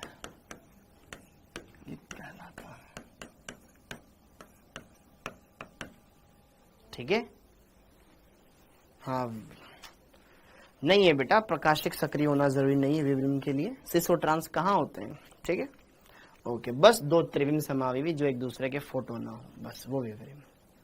अरे सी क्यों होगा? कैसे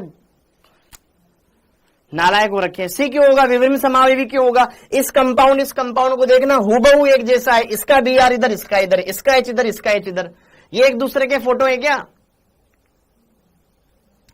अब यहां पे जरा देखो ध्यान से, विवरण समावयवी, सॉरी विवरण क्या, मीजो यौगिक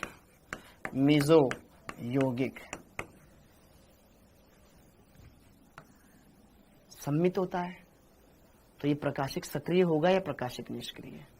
बताओ, मीजो कंपाउंड प्रकाशिक सक्रिय होता है या प्रकाशिक निष्क्रिय? हाँ जी, मीजो कंपाउंड प्रकाशिक सक्रिय होता है या प्रकाशिक निष्क्रिय? मीजो कंपाउंड प्रकाशिक आते हैं, निष्क्रिय होगा। Very good. मीजो यौगिक आंतरिक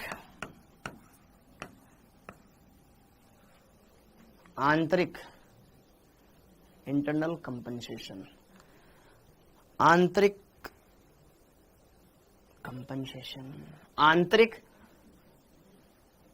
आकुंचन, ठीक है, आंतरिक आकुंचन, इंटरनल आंतरिक लड़ाई झगड़ा, ठीक है, आंतरिक क्या बोला था मैंने, इंटरनल कंपनसेशन,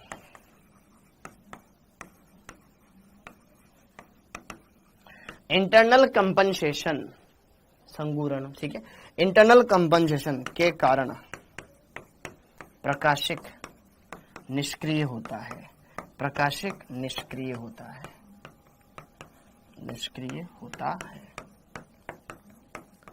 जैसे कि देखो ध्यान से यहां पर COOH OH H OH H नीचे COOH, ये है आपके पास, हाँ संकुचन आकुंचन एक ही बात होती बेटा। जरा देखो ध्यान से, इस कंपाउंड को देखो, क्या इस कंपाउंड में यहां पर आंतरिक सम्मितता है? आधा भाग दूसरे आधे भाग के जैसा है, तो यार इसमें ना सम्मितता है, इसमें पीओएस है, कोई भी एक पीओएस हो, सीओएस हो, कुछ भी हो, कोई भी एक चीज है, तो हम बोलेंगे ये तो मीजो यौगिक है। क्यों है? क्योंकि अगर दोनों OH उल्टे हो जाते, उसका इधर इसका इधर, तो फिर वो प्रकाशिक सक्रिय होता। तो इस वाले रूप को हम क्या बोलेंगे? मीजो। आंतरिक आकुंचन का मतलब अभी बताता हूं मैं, ठीक है। तो यहां पे जरा देखो ध्यान से, ये इसमें पीओएस है, तो ये कैसा कंपाउंड है? प्रकाशिक निष्क्रिय, प्रकाशिक निष्क्रिय है, प्रकाशिक निष्क्रिय है, प्रकाशिक निष्क्रिय है, हाँ या ना? प्रकाशिक निष्क्रिय, इसमें सम्मितता नहीं दिखाई दे रही क्या?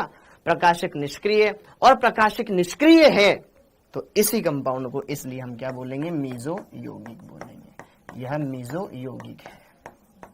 इसको हम मिजो भी बोलेंगे। क्यों बोलेंगे? अगर ये OH इधर होता, H उधर होता तो फिर इसमें सममितता नहीं रहती, फिर वो ऑप्टिकल आइसोमेरिज्म शो करता है, जो हमने किया हुआ भी है, पढ़ा है ना।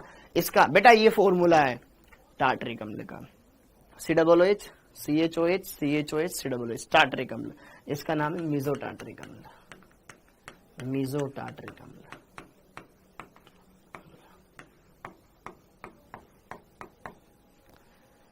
ठीक है, टार्टरिक अम्ल का सूत्र होता है ये COOH CHOH CHOH COOH। हाँ आता है, ठीक है, अगर यहां पढ़ेगा तो तू वहां भी कर लेगा, वरना वहां पे भी ये बोलेगा, ऐसा क्वेश्चन नीट में थोड़ी ना आता है। ठीक, क्लियर हो गया। मेसो यौगिक देखना बहुत ही आसान है, मेसो यौगिक पहचानना बहुत ही आसान है, मेसो यौगिक देखना बहुत ही आसान है। टार्टरिक अम्ल, ये टार्टरिक अम्ल, ठीक है, ओके, क्लियर हो गया, क्लियर हो गया। अब जरा देखो ध्यान से, ये इंटरनल कंपनसेशन क्या था, जरा देखो ध्यान से बच्चों। अगर आप इस कार्बन का विन्यास निकालो, सब इस कार्बन का विन्यास निकालो, क्या आएगा? आधा भाग दूसरे आधे भाग का मिरर इमेज है। इसका विन्यास देखो, OH, फिर इधर कार्बन है जिससे ऑक्सीजन जुड़ा हुआ है, इस कार्बन से एक OH एक COOH जुड़ा हुआ है, तो इस कार्बन से ऑक्सीजन जुड़े हुए डायरेक्ट। तो यहां पर संकर्ण नहीं पूछ रहा मैं, एक संकर्ण बता रहा है, संकर्ण बोला क्या मैंने? इसका विन्यास बताओ, विन्यास, ठीक है, संकर्ण नहीं पूछा बेटा मैंने, विन्यास पूछा है। यहां पे जरा देखो, ये 1 नंबर, ये 2 नंबर, ये 3 नंबर, ये 4 number, 1 2 3 anti clockwise, anti clockwise आ रहा है, चौथा वाला क्षैतिज पे, इसका विन्यास होगा R। अब जरा देखो ध्यान से इस पर, 1 नंबर, 2 नंबर, 3 नंबर, 4, 1 2 3 4, 1 2 3 4, तो ये आ रहा है क्लॉकवाइज, क्लॉकवाइज चौथा वाला क्षैतिज पर S, तो ये R है, ये S है। तो देखो ध्यान से, आधा भाग दूसरे आधे भाग का मिरर इमेज है या नहीं है? तो मैंने तो कहा ही था, पहले भी कहा था, अगर आधा भाग दूसरे आधे भाग का मिरर इमेज हो तो इसका विन्यास अगर R है तो दूसरे वाले का S आएगा ही आएगा, डेफिनेटली आएगा। कल बताया था मैंने आपको, बताया था ना। तो मतलब अगर ये घड़ी की दिशा में घुमा रहा है तो ये विपरीत दिशा में घुमा रहा होगा ना, एक इधर घुमा रहा है, एक इधर घुमा रहा है। आप एक कदम आगे गए, आप एक कदम पीछे गए, आगे गए पीछे गए, आगे गए पीछे गए, आगे गए पीछे गए, कोई फर्क नहीं पड़ा, हाँ या ना? तो क्लियर हो गया क्या मामला? तो यहां पर आंतरिक आकुंचन की वजह से, आंतरिक लड़ाई झगड़े की वजह से कुछ फायदा नहीं हो रहा, हाँ या ना? क्लियर हो गया मामला इस तरीके से। तो सारी बातें क्लियर हो गई। तो यहां पर हमने ये देख लिया भैया, इसमें इंटरनल, इसमें आंतरिक आकुंचन हो रहा है, आधा भाग दूसरे आधे भाग को खा रहा है ना? जैसे कि मान लो एक देश है, वो अपने ही लोगों से परेशान है, बाहरी आक्रमण नहीं हुआ, आंतरिक लोगों में लड़ाई झगड़े होने लग गए, तो वो इंटरनल।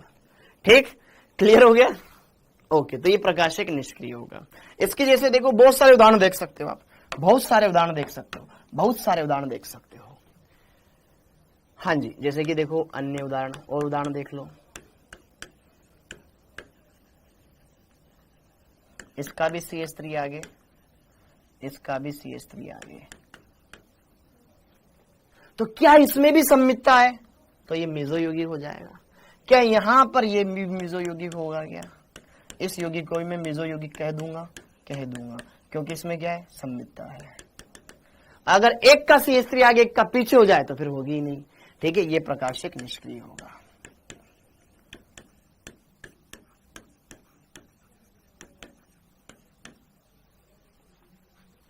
हाँ है ना? लेकिन अगर मैंने कोई कंपाउंड ये बना दिया, क्या ये प्रकाश, इसमें सम्मितता है? सर है ना, देखो कैसे भी कट कर दो, इसमें सम्मितता है। तो क्या इसको भी मैं क्या बोलूंगा? क्या मेसो बोलूंगा?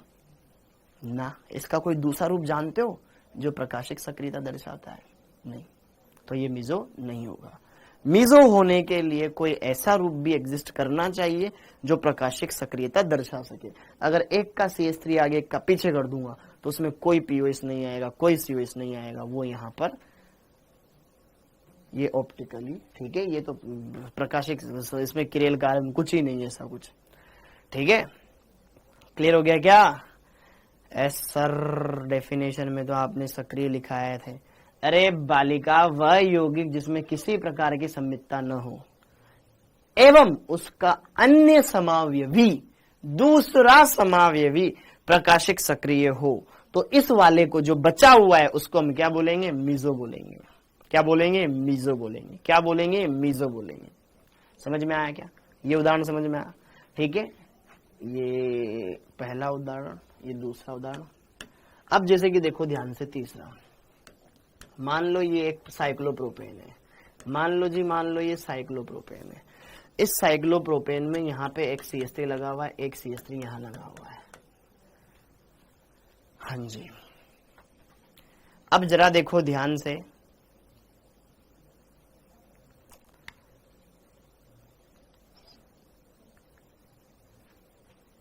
वह यौगिक जिसमें किसी प्रकार की संमितता हो। हाँ, तो कोई भी एक संमितता देखनी ना मेरे को, तो संमितता हो जिसमें किसी प्रकार की संमितता हो। यहां पे संमितता है ना बेटा, कोई भी एक टाइप की सिमेट्री आपको दिख जाए, लेकिन इसका दूसरा रूप ऐसा बना हो जिसमें कोई सिमेट्री ना हो, तो इस पहले वाले को क्या बोलेंगे? मीजो बोलेंगे। ठीक है, अब जैसे कि देखो ध्यान से, यहां पे देखो, ये भी 2D डायग्राम है, 3D डायग्राम नहीं है। ये 2D डायग्राम है, 3D डायग्राम नहीं है। क्या ये कंपाउंड GI शो करेगा? याद करो, ज्यामिति समायोजिता साइक्लो एल्केनो में कैसे दर्शाते थे। क्या ये कंपाउंड GI शो करेगा?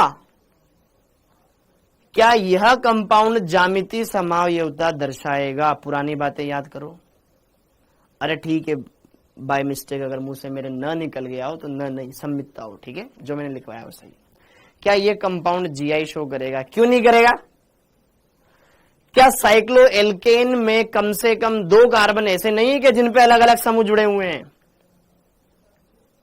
क्या यह कंपाउंड GI शो करेगा? डेफिनेटली करेगा, क्योंकि इसमें इस कार्बन पर भी 2 अलग समूह HCH3, इस कार्बन पर भी 2 अलग समूह HCH3 है, तो ये GI शो करेगा। अब GI शो करेगा तो देखो, यह कार्बन भी किरेल है, ये वाला कार्बन भी किरेल है, 2 बंद तल में मान लो, ये आगे पीछे मान लो, इसको भी आगे पीछे मान लो, तो इनके 2 रूप हो सकते हैं ना, या तो दोनों CH3 आगे हो या दोनों पीछे हो। एक केस वो, एक का आगे एक का पीछे, दूसरा केस वो। क्या मेरी बात समझ में आई? इस कंपाउंड के 2 GI पॉसिबल है, या तो दोनों CH3 सेम साइड हो, आगे या पीछे, एक का आगे एक का पीछे। समझ में आया? तो यहां पर देखो ध्यान से, इसके 2 GI पॉसिबल है। एक का CH3 आगे कर दिया, हाइड्रोजन को मैं हटा रहा हूं, ठीक है, अंडरस्टूड है वो, और इसका भी आगे कर दिया मैंने, मान लो एक केस ये पॉसिबल है।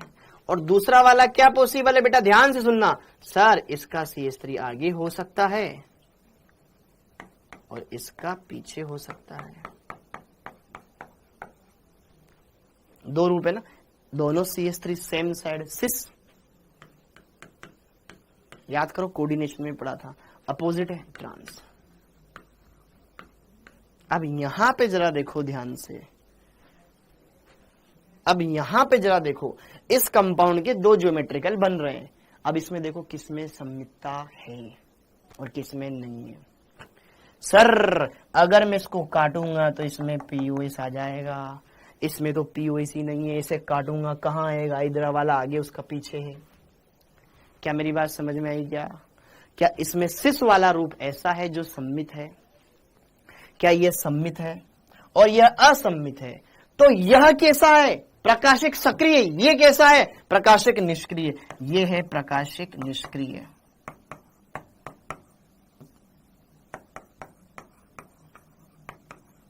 और ये कैसा है? प्रकाशिक सक्रिय। क्योंकि न तो इसमें POS है न COS है। ये ऑप्टिकल आइसोमेरिज्म शो करेगा। मतलब प्रकाशिक समायोजिता का मतलब, अरे अपना अनाध्यारोपित दर्पण प्रतिबिंब बनाएगा यार, ये थोड़ी ना बनाएगा, क्योंकि इसमें तो सम्मितता है। सम्मितता है तो इसका दूसरा समावयवी ऑप्टिकल आइसोमेरिज्म शो कर रहा है, प्रकाशिक सक्रिय। इस निष्क्रिय वाले को बोलेंगे मीजो।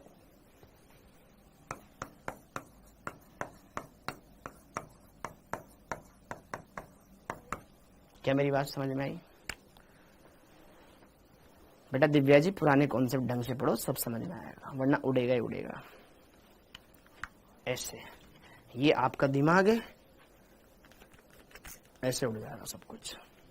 ठीक है, पढ़ो ढंग से वरना उड़ता ही जाएगा सब। क्लियर है मामला? एकदम एकदम बढ़िया है। उसको वेपराइज मत होने दो चीजों को, एकदम बढ़िया से अच्छे से दिमाग में बिठा लो।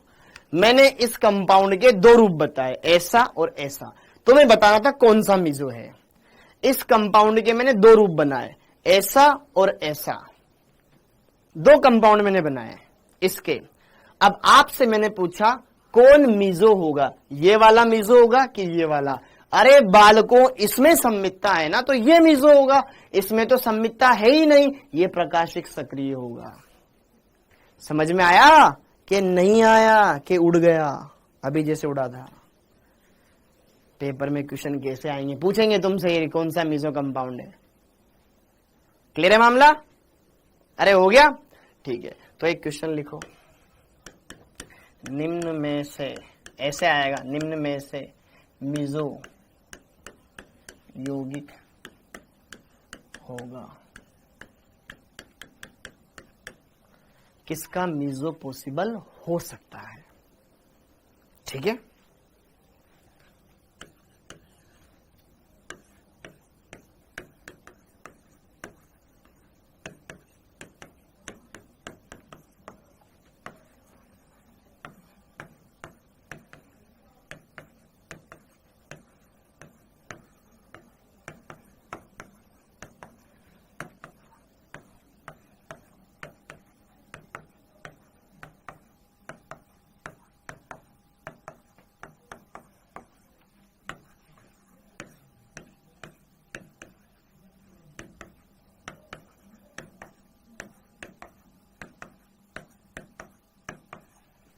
कौन सा कंपाउंड मीजो है? मीजो कंपाउंड समझ नहीं आ रहा, प्लीज समझा दीजिए। फिर यहां क्या कर रहा हूं मैं? अरे नहीं है, अरे नहीं है, डेफिनेशन में क्या फर्क पड़ा?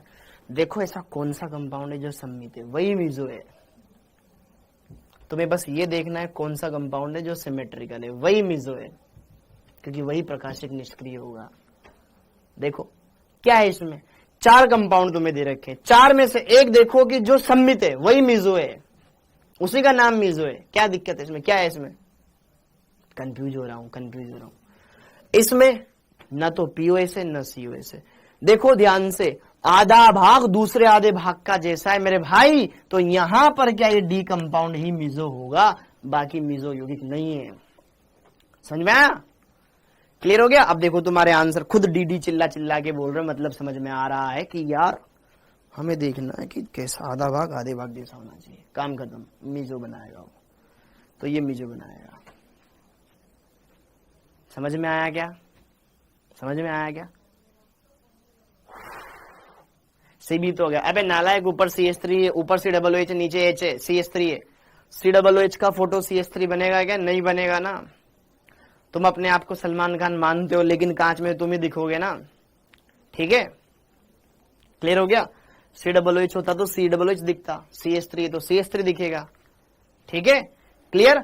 ओके, तो मीजो कंपाउंड देखने में तो आसानी आनी चाहिए ना। इंटरचेंज क्यों करेगा? इसमें कौन सा समूह है आसपास है?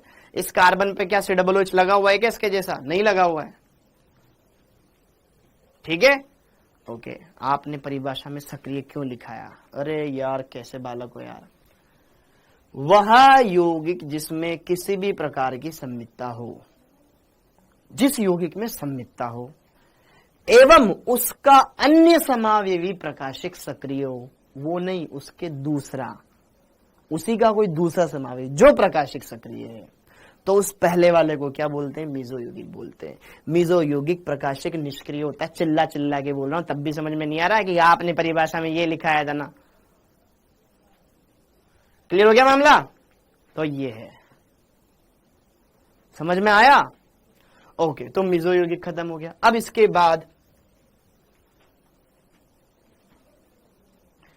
किसको इंटरचेंज करेगा मेरे भाई? मत, आप तुम्हें नहीं आएगा। ठीक है, रहने दो तुम, मत गलत आदमियों के साथ दिमाग लगा रहा हूं मैं। ठीक है, ओके। अब यहां पैडिंग डालो, रेसमिक मिश्रण, रेसमिक मिश्रण, रेसेमिक मिक्सचर,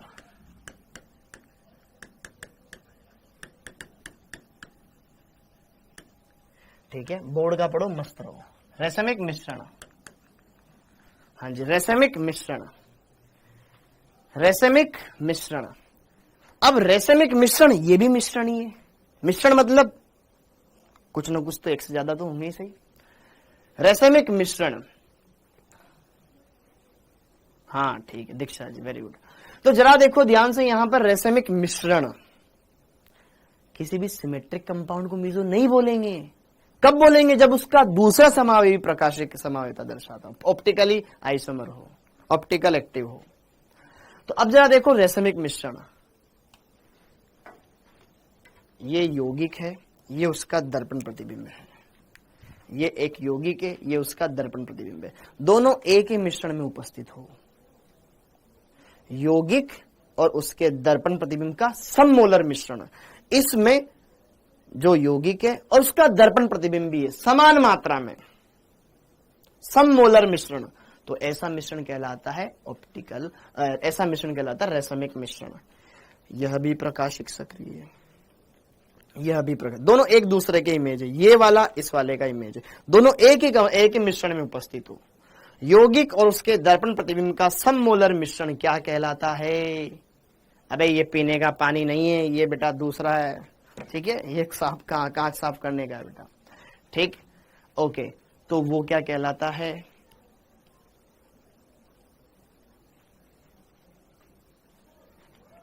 पूनम जी करते रहना बेटा, आप बी वाले को एक बार इंटरचेंज, ठीक है, कंपाउंड ही वही दे रखे हैं। कोली ने बेटा ये, हाँ कोली ने, सैनिटाइजर है, हाँ सैनिटाइजर, वेरी गुड। रेसेमिक मिश्रण क्या होता है? यौगिक एवं उसके, यौगिक एवं इसके इसके इसके एवं इसके दर्पण प्रतिबिंब, दर्पण प्रतिबिंब का सममोलर मिश्रण, सममोलर मिश्रण, सममोलर मिश्रण क्या कहलाता है? रेसेमिक मिश्रण कहलाता है, रेसेमिक मिश्रण कहलाता है, मिश्रण कहलाता है, सममोलर मिश्रण रेसेमिक मिश्रण कहलाता है। या क्या बोल सकते हैं? डी और एल का सममोलर मिश्रण, ठीक है, एक डी समावयवी और एक एल समावयवी, उनका सममोलर मिश्रण। क्यों? क्योंकि अगर एक यौगिक है, दूसरा उसका दर्पण प्रतिबिंब है, तो अगर एक दक्षिण ध्रुवण घूर्णक है तो दूसरा वाम ध्रुवण घूर्णक होगा, हाँ या ना, ठीक है, या ठीक है, डी एवं एल समावयवियों का, समावयवियों का सममोलर मिश्रण, मिश्रण रेसेमिक मिश्रण कहलाता है, रेसेमिक मिश्रण कहलाता है, कहलाता है।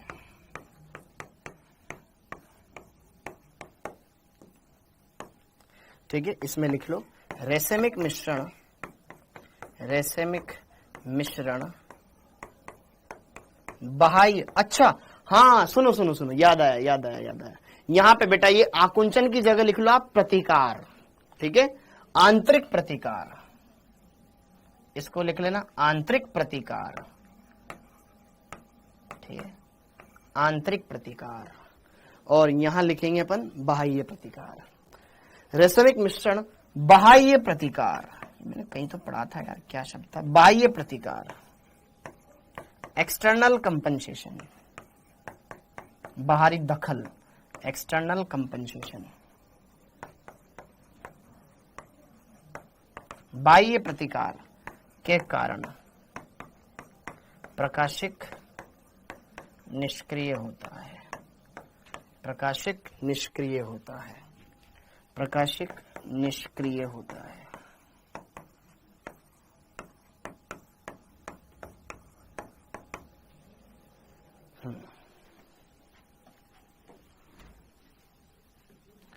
बाह्य प्रतिकार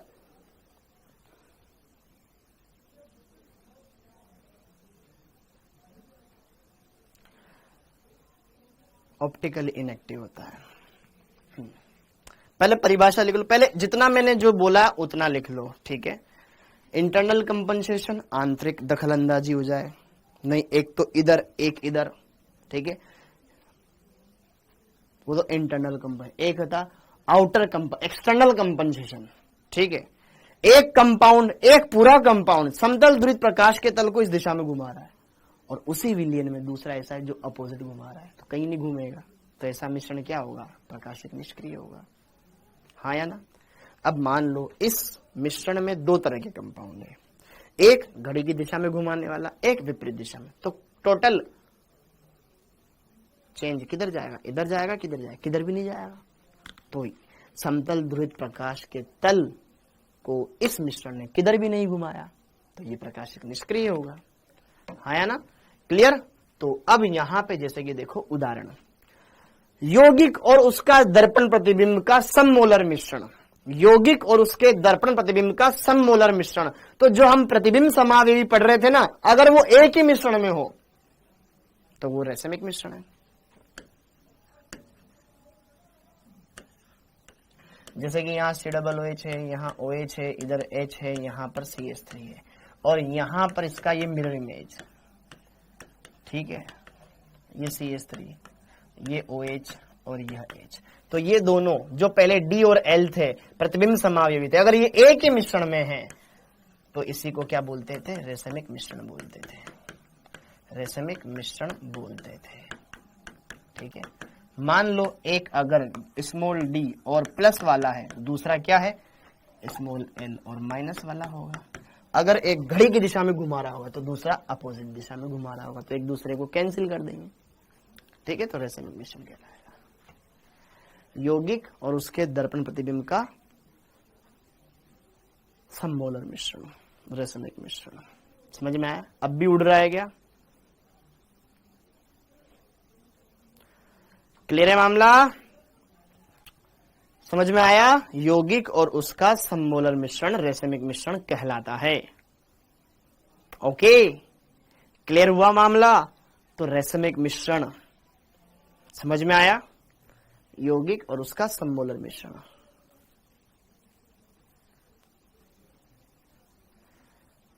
बेटा पढ़ाई वढ़ाई करो यार, पढ़ाई वढ़ाई भी ध्यान दो अच्छे से, ओके। तो यौगिक और उसका सममोलर मिश्रण रैसमिक। अब रैसमिक मिश्रण कौन बनाएगा, जिसमें किरिल कार्बन तो हो, ठीक है, तभी तो वो मिरर इमेज बनाएंगे, तभी तो एक सोल्यूशन में होंगे, ठीक है। तो अब जैसे कि कुछ क्वेश्चंस करते हैं, अब कोई बात नहीं आया तो नहीं आएगा फिर आपको क्वेश्चन, ठीक है। क्वेश्चंस,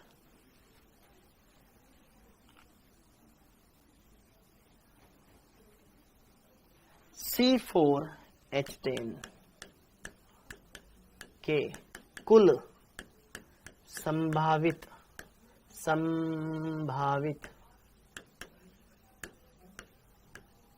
संभावित मोनो क्लोरो उत्पादों की संख्या बताएं,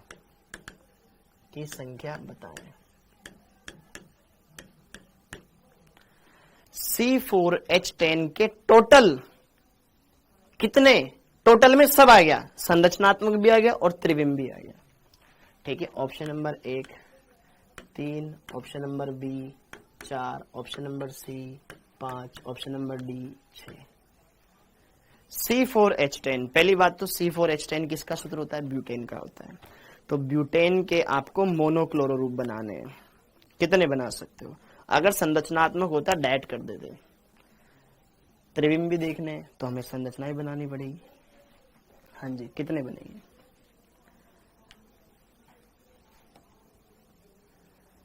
ठीक है सुमित। इस क्वेश्चन को ट्राई करो, बहुत ही बढ़िया क्वेश्चन है, अच्छे से कर लोगे। सब मेरे बड़ी मम्मी की लड़की मेरी दीदी को ब्रेन स्ट्रोन। बेटा देखो ध्यान से, आपके सामने बहुत सारी बाधाएं आएगी, तकलीफ आएगी, लेकिन आपको ये पता होना चाहिए कि हमें पढ़ना नहीं छोड़ना है, ठीक है। हो सकता है कि आपके घर में पारिवारिक परेशानी बहुत सारी हो, ठीक है, किसी न किसी की फैमिली में कुछ न कुछ मैटर चलता ही रहता है। ठीक है, अकस्मात कोई भी घटना हो सकती है, लेकिन आपको उससे क्या करना पड़ेगा, वापस से अपने आप को आपको वापस से पढ़ाई करनी पड़ेगी। ठीक है, आपकी भी फैमिली में कुछ ना कुछ चलता रहता है, हमारे भी फैमिली में कुछ ना कुछ चलता रहता है, हम पढ़ाना थोड़ी ना बंद कर देते हैं। ठीक है, ओके। सममोलर का मतलब समान मात्रा, समान सांद्रता वाले। सममोलर क्या है? हाँ जी, अब जरा देखो ध्यान से, यहां पर C4H10 के कुल क्या बनाने, मोनोक्लोरो उत्पाद बनाने। तो C4H10 क्या बनाने, मोनोक्लोरो उत्पाद। मोनोक्लोरो का मतलब एक क्लोरीन जोड़ करके आपको लगाना है। अब क्लोरीन जोड़ोगे तो हाइड्रोजन तो हटाओगे ना मेरे भाई। C4H9Cl, इस C4H9 की संरचनाएं बनानी है। ठीक है, तो आपको क्लोरोब्यूटेन की संरचनाएं बनानी, कितनी बन सकती है? तो अगर मैं सिर्फ संरचनाओं की बात करूं तो 4 संरचनाएं बनती है, क्योंकि जो C4H9 होता है ब्यूटिल, ये 4 प्रकार का होता है। एन ब्यूटिल, द्वितीयक ब्यूटिल, आइसोब्यूटिल, तृतीयक ब्यूटिल। पढ़ाया था मैंने आपको। जो ब्यूटिल है, ब्यूटिल 4 तरह का होता है, एन ब्यूटिल, आइसोब्यूटिल, तृतीयक ब्यूटिल और द्वितीयक ब्यूटिल। यस और नो? तो 4 संरचनाएं बनेगी, इसकी टोटल 4 संरचनाएं बन सकती है। यस और नो? क्लियर हो गया?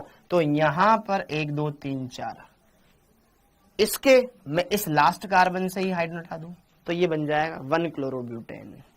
ठीक है, या फिर इसको कहीं और जगह लगा दूं, 2 नंबर पर 2 क्लोरोब्यूटेन। पुराना ज्ञान, कुछ नया नहीं है, सब पुराना है। अब आइसोब्यूटेन बनाना हो, आइसोब्यूटेन, ये आइसोब्यूटेन हो गया, CH3 CH CH3, और ये आइसोब्यूटेन, आइसोब्यूटेन के इस कार्बन पे लगा दो, ये आइसोब्यूटिल क्लोराइड बन जाएगा। और एक आपके पास बन जाएगा तृतीयक ब्यूटिल क्लोराइड। ये 4 संरचनाएं बनेगी। अब आपसे सिर्फ संरचनात्मक नहीं पूछ रहा है, कुल में तो संरचनात्मक भी आ गए और त्रिविम भी आ गए। तो अब देखो किसमें किरेल कार्बन है। जिसमें किरेल कार्बन है उसका एक और हमें ध्यान में रखना। इसमें क्या कोई किरेल कार्बन, ये है 1 क्लोरोब्यूटेन, 1 अरे सामान्य नाम लिख देता हूं। ठीक है, n butyl chloride, n butyl chloride, ये हो जाएगा द्वितीयक butyl chloride, 2 degree butyl chloride. ठीक है,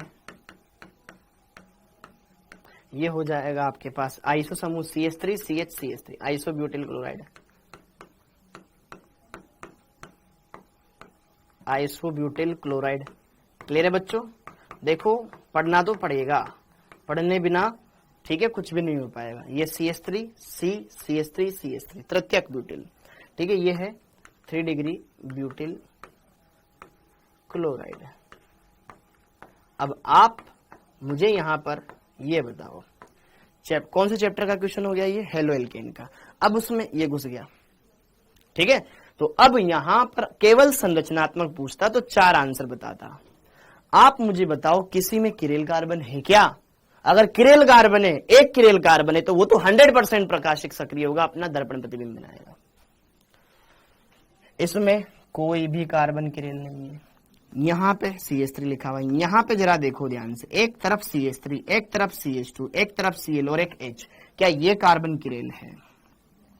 एकल किरेल कार्बन तो सदैव प्रकाशिक सक्रिय होगा, तो ये तो काउंट करेंगे ही करेंगे। प्रकाशिक सक्रिय इसका मतलब क्या बनाएगा? अपना अनध्यारोप्य दर्पण प्रतिबिंब बनाएगा, प्लस इसका मिरर इमेज भी तो काउंट करना पड़ेगा, दर्पण प्रतिबिंब। क्या मेरी बात समझ में आई क्या? और इस वाले में जरा देखो ध्यान से, क्या ये वाला किरेल कार्बन है?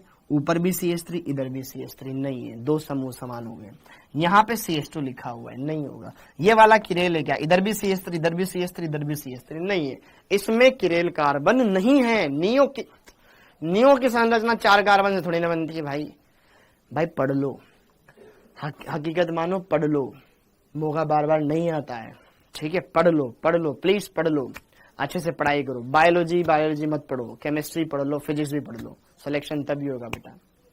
ठीक है, और ऑर्गेनिक को समय देना पड़ेगा। एक रफ कॉपी खरीदो, लिख लिख करके बढ़िया से क्लियर करो यार। देखो ध्यान से, जब मैंने 12th में बढ़िया परसेंटेज बनाई, मेरे 12th में 84 परसेंटेज थी, ठीक है।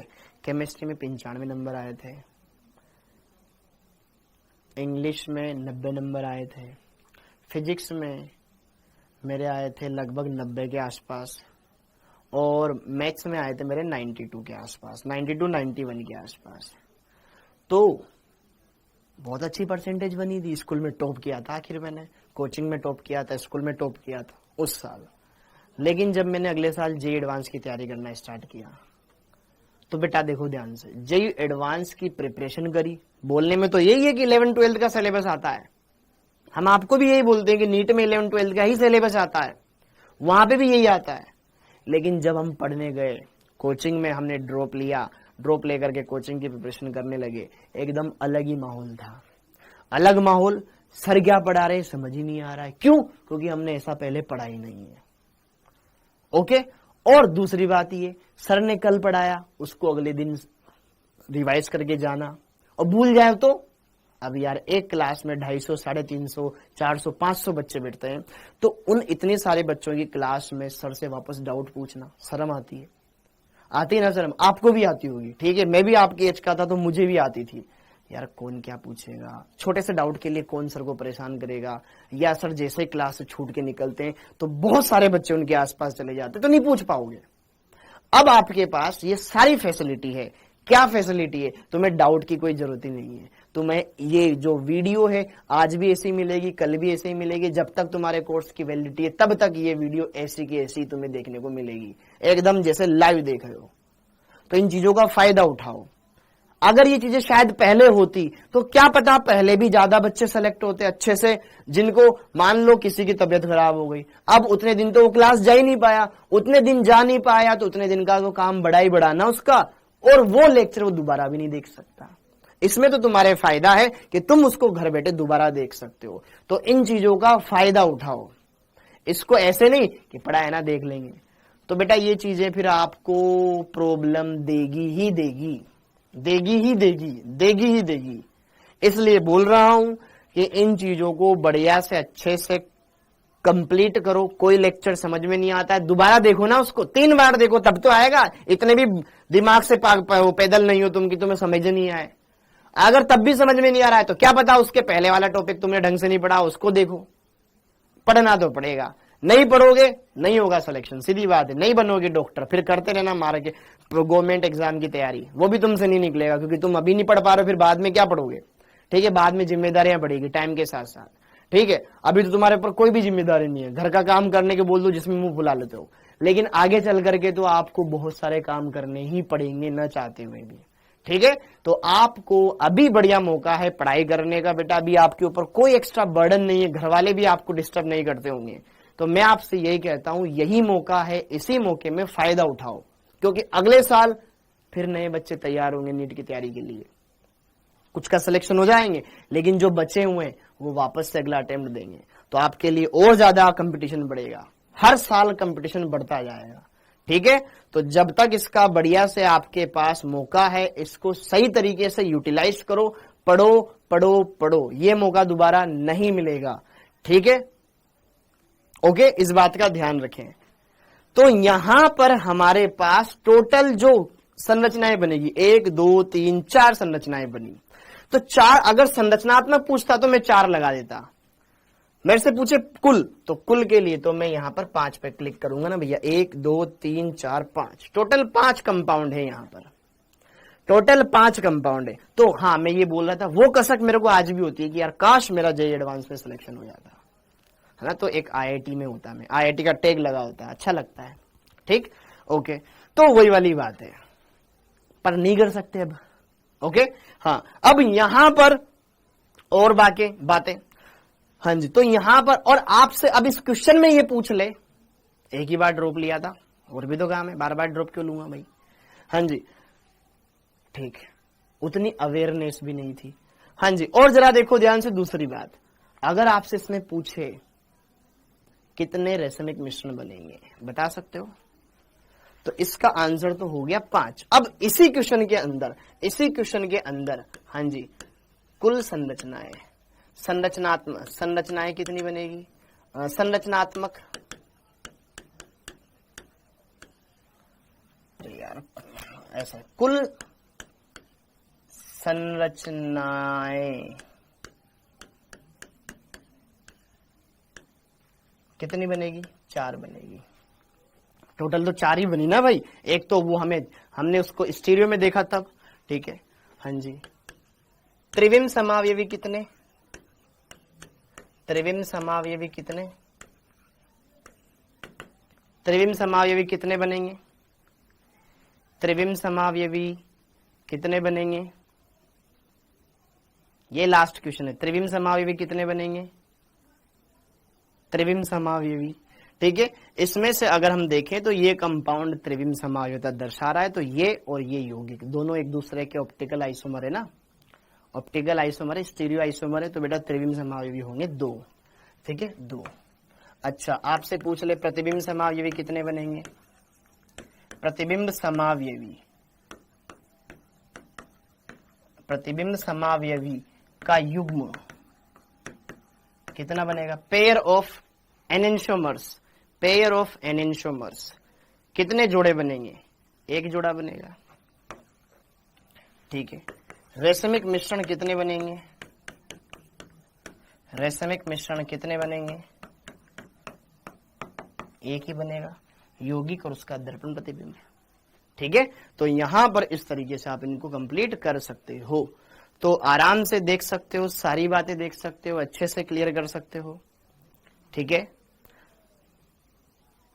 क्लियर है क्या मामला? ओके, तो इसी के साथ इस क्लास को हम यहीं पर एंड करते हैं। तो अच्छे से फिर आप फिजिक्स पढ़ो, बढ़िया से। आप सभी का बहुत बहुत धन्यवाद। और ये समय बेटा बाद में लोड करके नहीं आएगा, अच्छे से कोशिश करो, ट्राई करो हर दिन बढ़िया से बढ़िया पढ़ने की। ये मौका नहीं आएगा बेटा आपके पास, ठीक है। तो कोशिश करें अच्छे से पढ़ने का। और मैं ये भी बोलूंगा कि आपके पास, जैसे कि हिंदी मीडियम में आप में से बहुत सारे बच्चे ऐसे आसपास वाले एरिया से बिलोंग करते हो, ऐसे जगह से बिलोंग करते होंगे जहां पर बढ़िया टीचर्स नहीं है, ओके, बढ़िया पढ़ाने वाले टीचर्स नहीं है। आपके पास बहुत बढ़िया मौका है ये, ठीक है। बढ़िया से पढ़ लो, ठीक है, ओके। तो अच्छे से सारी चीजें क्लियर करो, बढ़िया से पढ़ो। थैंक यू, जय हिंद।